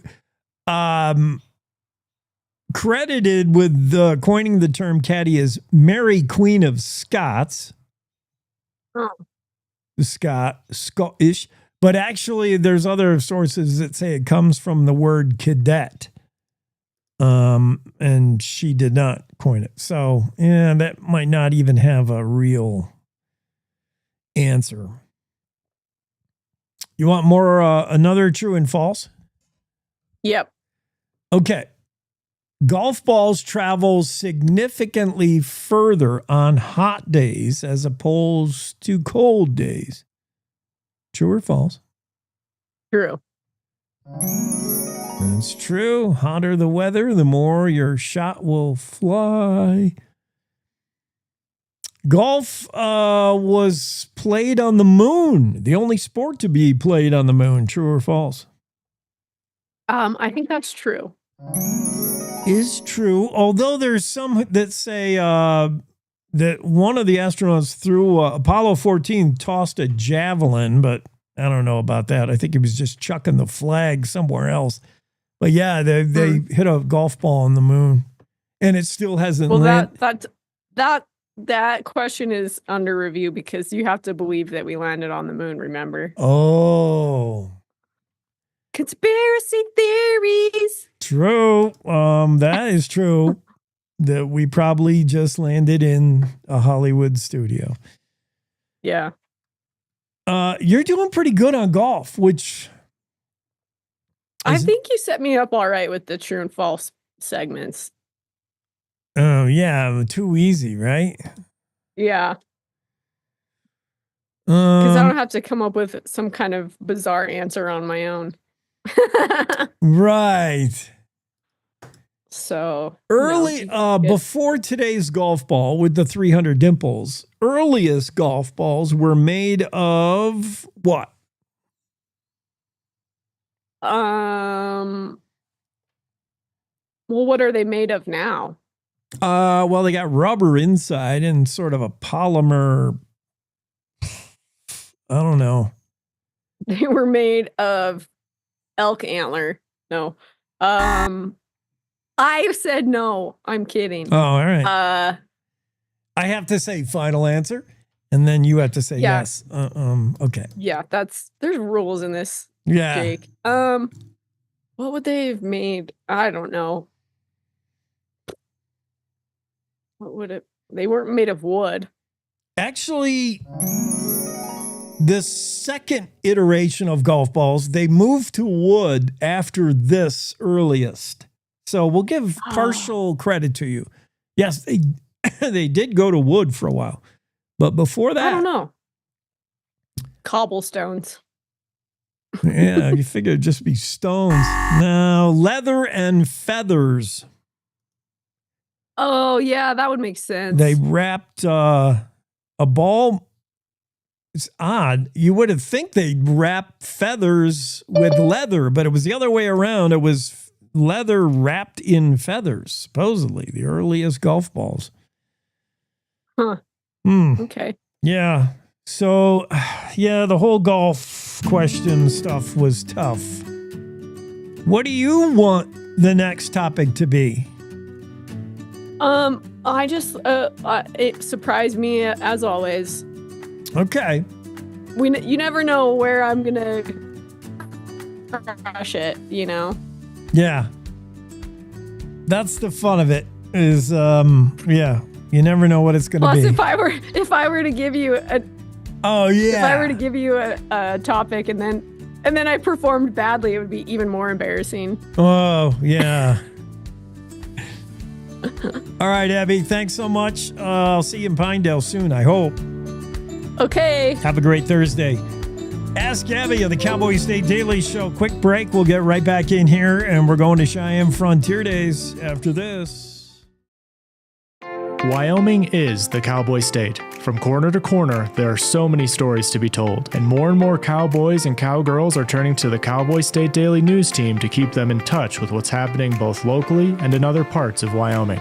I'm Riley Strand, videographer and production assistant for Cowboy State Daily Video News. We're proud to bring the most important stories to our viewers every day. The stories that start conversations, the stories that make us laugh, the stories that make us think. Our experienced journalists at Cowboy State Daily are crisscrossing the state every day, talking to those who know the news best. Every day, host Wendy Core and I talk to the reporters who are covering the topics, issues, and people that are important to Wyomingites. And in our daily newscast, we bring you those stories. Tune into the Cowboy State Daily Video Newscast every morning, only on cowboystatedaily.com. You're listening to the Cowboy State Daily Radio Network. Wyoming is a place of unlimited potential, a place that inspires us to dream. Since 2014, Waialato has given back over $180 million to our great state through transfers, winnings, commissions, and more. Dollars that have gone directly into your cities, towns, and counties. Dollars that have changed lives and set dreams in motion. Thank you, Wyoming, for a legendary 10 years. We can't wait to dream up what's next.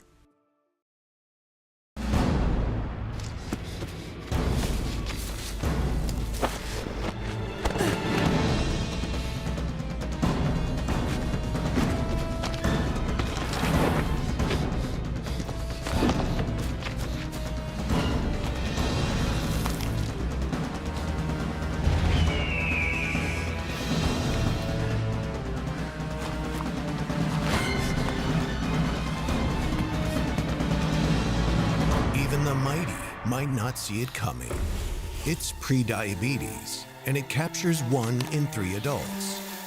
You may not even know you have it, but you can escape. Take the 1-minute prediabetes risk test to know where you stand. With early diagnosis, you can change the outcome and prevent or delay type 2 diabetes. Be your own hero on smartphones everywhere at doihaveprediabetes.org. So I wanted to talk with you and your mom today, Lily, because of some of the changes your friends and teachers have seen in you lately. And along with the incident the other day, you were with Derek when he was caught selling marijuana. Yeah, he was selling it. Honey, we know. But we care about you and want to know what's going on. That's right. We'd like to understand it better and see how we might help. And if weed is a part of it, we want to make sure you know about the negative consequences for someone your age. So, can we talk? Talk. They hear you.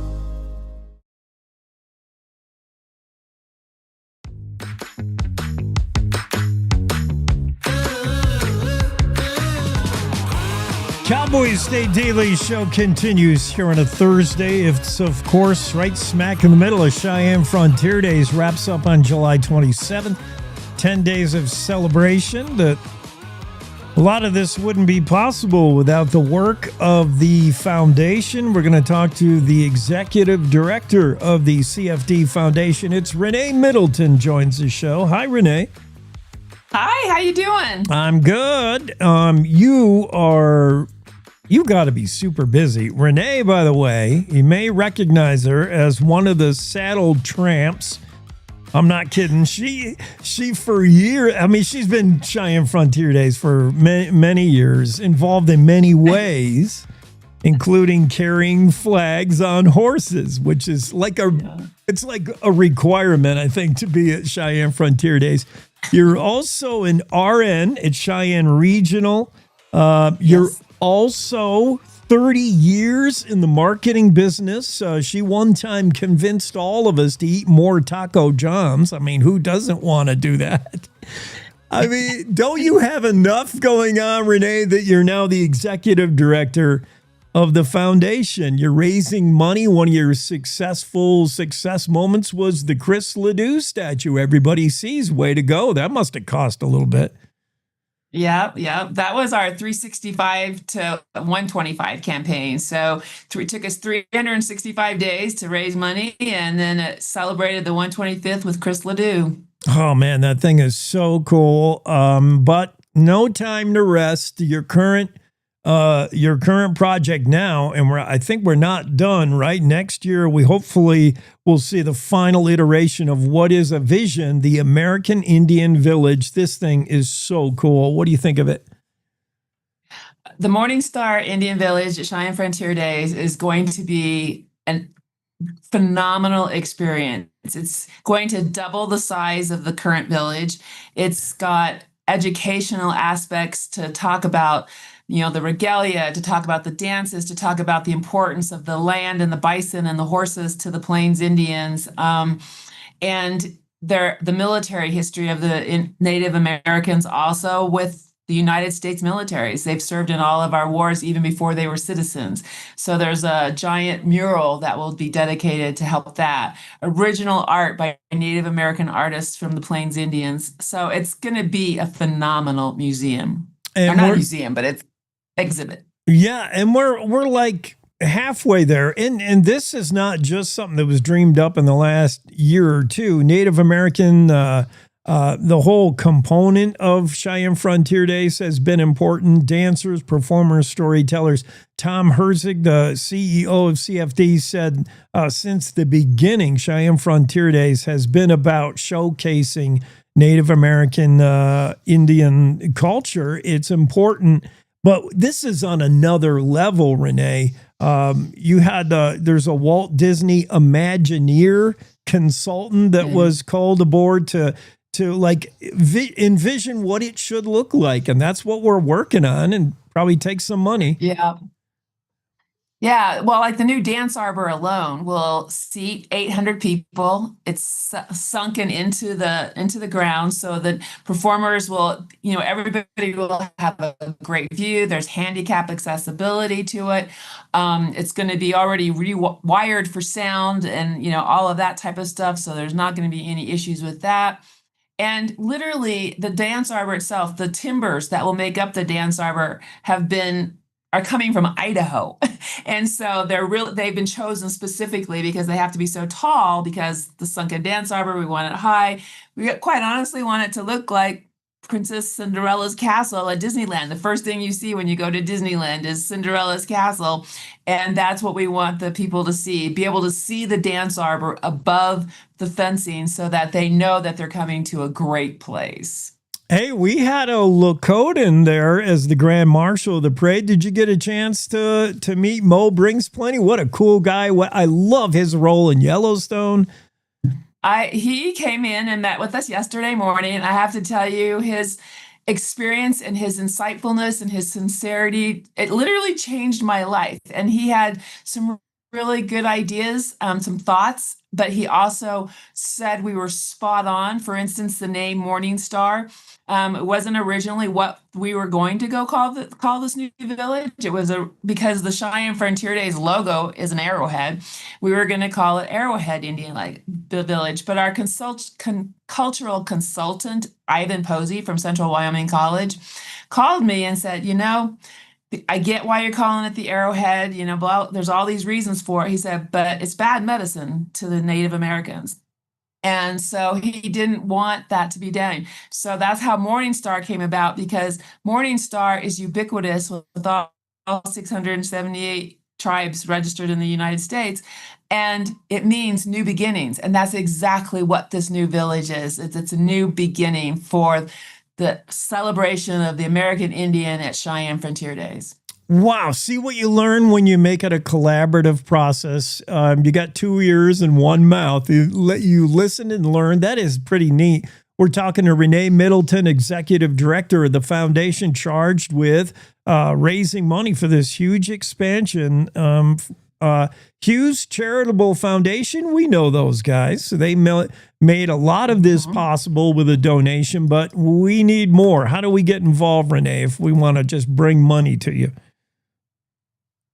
Well, please bring it on. So you can go to the Cheyenne Frontier Days Foundation website. There's a link if you just go to CFD Rodeo, and you can go to the foundation. There's many ways to give. One of the things that's really cool about one of the plans for fundraising is you can buy a horse or a bison cutout, and they will go along the fence, because that's how we're celebrating the connection of the American Indian, the horse, and the bison. And so these will be along on the outsides of the fence and tell the story of why it was so important. The horse, actually the Plains Indians were one of the first ones to adopt horses, which obviously made their lives easier. They could travel easier. They could hunt bison better, and so it really provided the sustenance that they could live on these plains, because there's not a lot of trees on the plains. Yeah. So. Interesting. That sounds like a marketing thing. Instead of pavers, you're buying that sounds like marketing, Renee. It's art, and it's art, and it's you can put your name on it, and you'll be the part of the legacy of Cheyenne Frontier Days for the next 129 years. Yes, I love it. Well, speaking of things you learned, including the rebrand, the rename, Morningstar, Originally, you were thinking about the flags of every nation until you found out how many nations, and you thought, let's just limit this to Indians that were in Wyoming. That was very, which is why, from the very beginning, we've been working on the research and the education and the stories and how this is all going to come together for 3 years. And we learned early on about how the number of tribes, which flagpoles are inexpensive in their own rights, but that just was going to overtake. So we really started to narrow our focus, and some of the research showed that, the Southwest definitely celebrates the Navajo and, their nation. And so that's why we kind of dialed it into the plains and the ones that were significant to us, the ones who have been partners with us since the beginning. And that's why we're the Plains, and we're really focusing kind of on the Lakota Nation, which is what Mo Brings Plenty is part of, but the Northern Arapaho and Eastern Shoshone are also part of that nation. And so the Horse Nation is important also. And so, every day I learn something new, and it's, for me as a person who likes to learn new things, it's been great.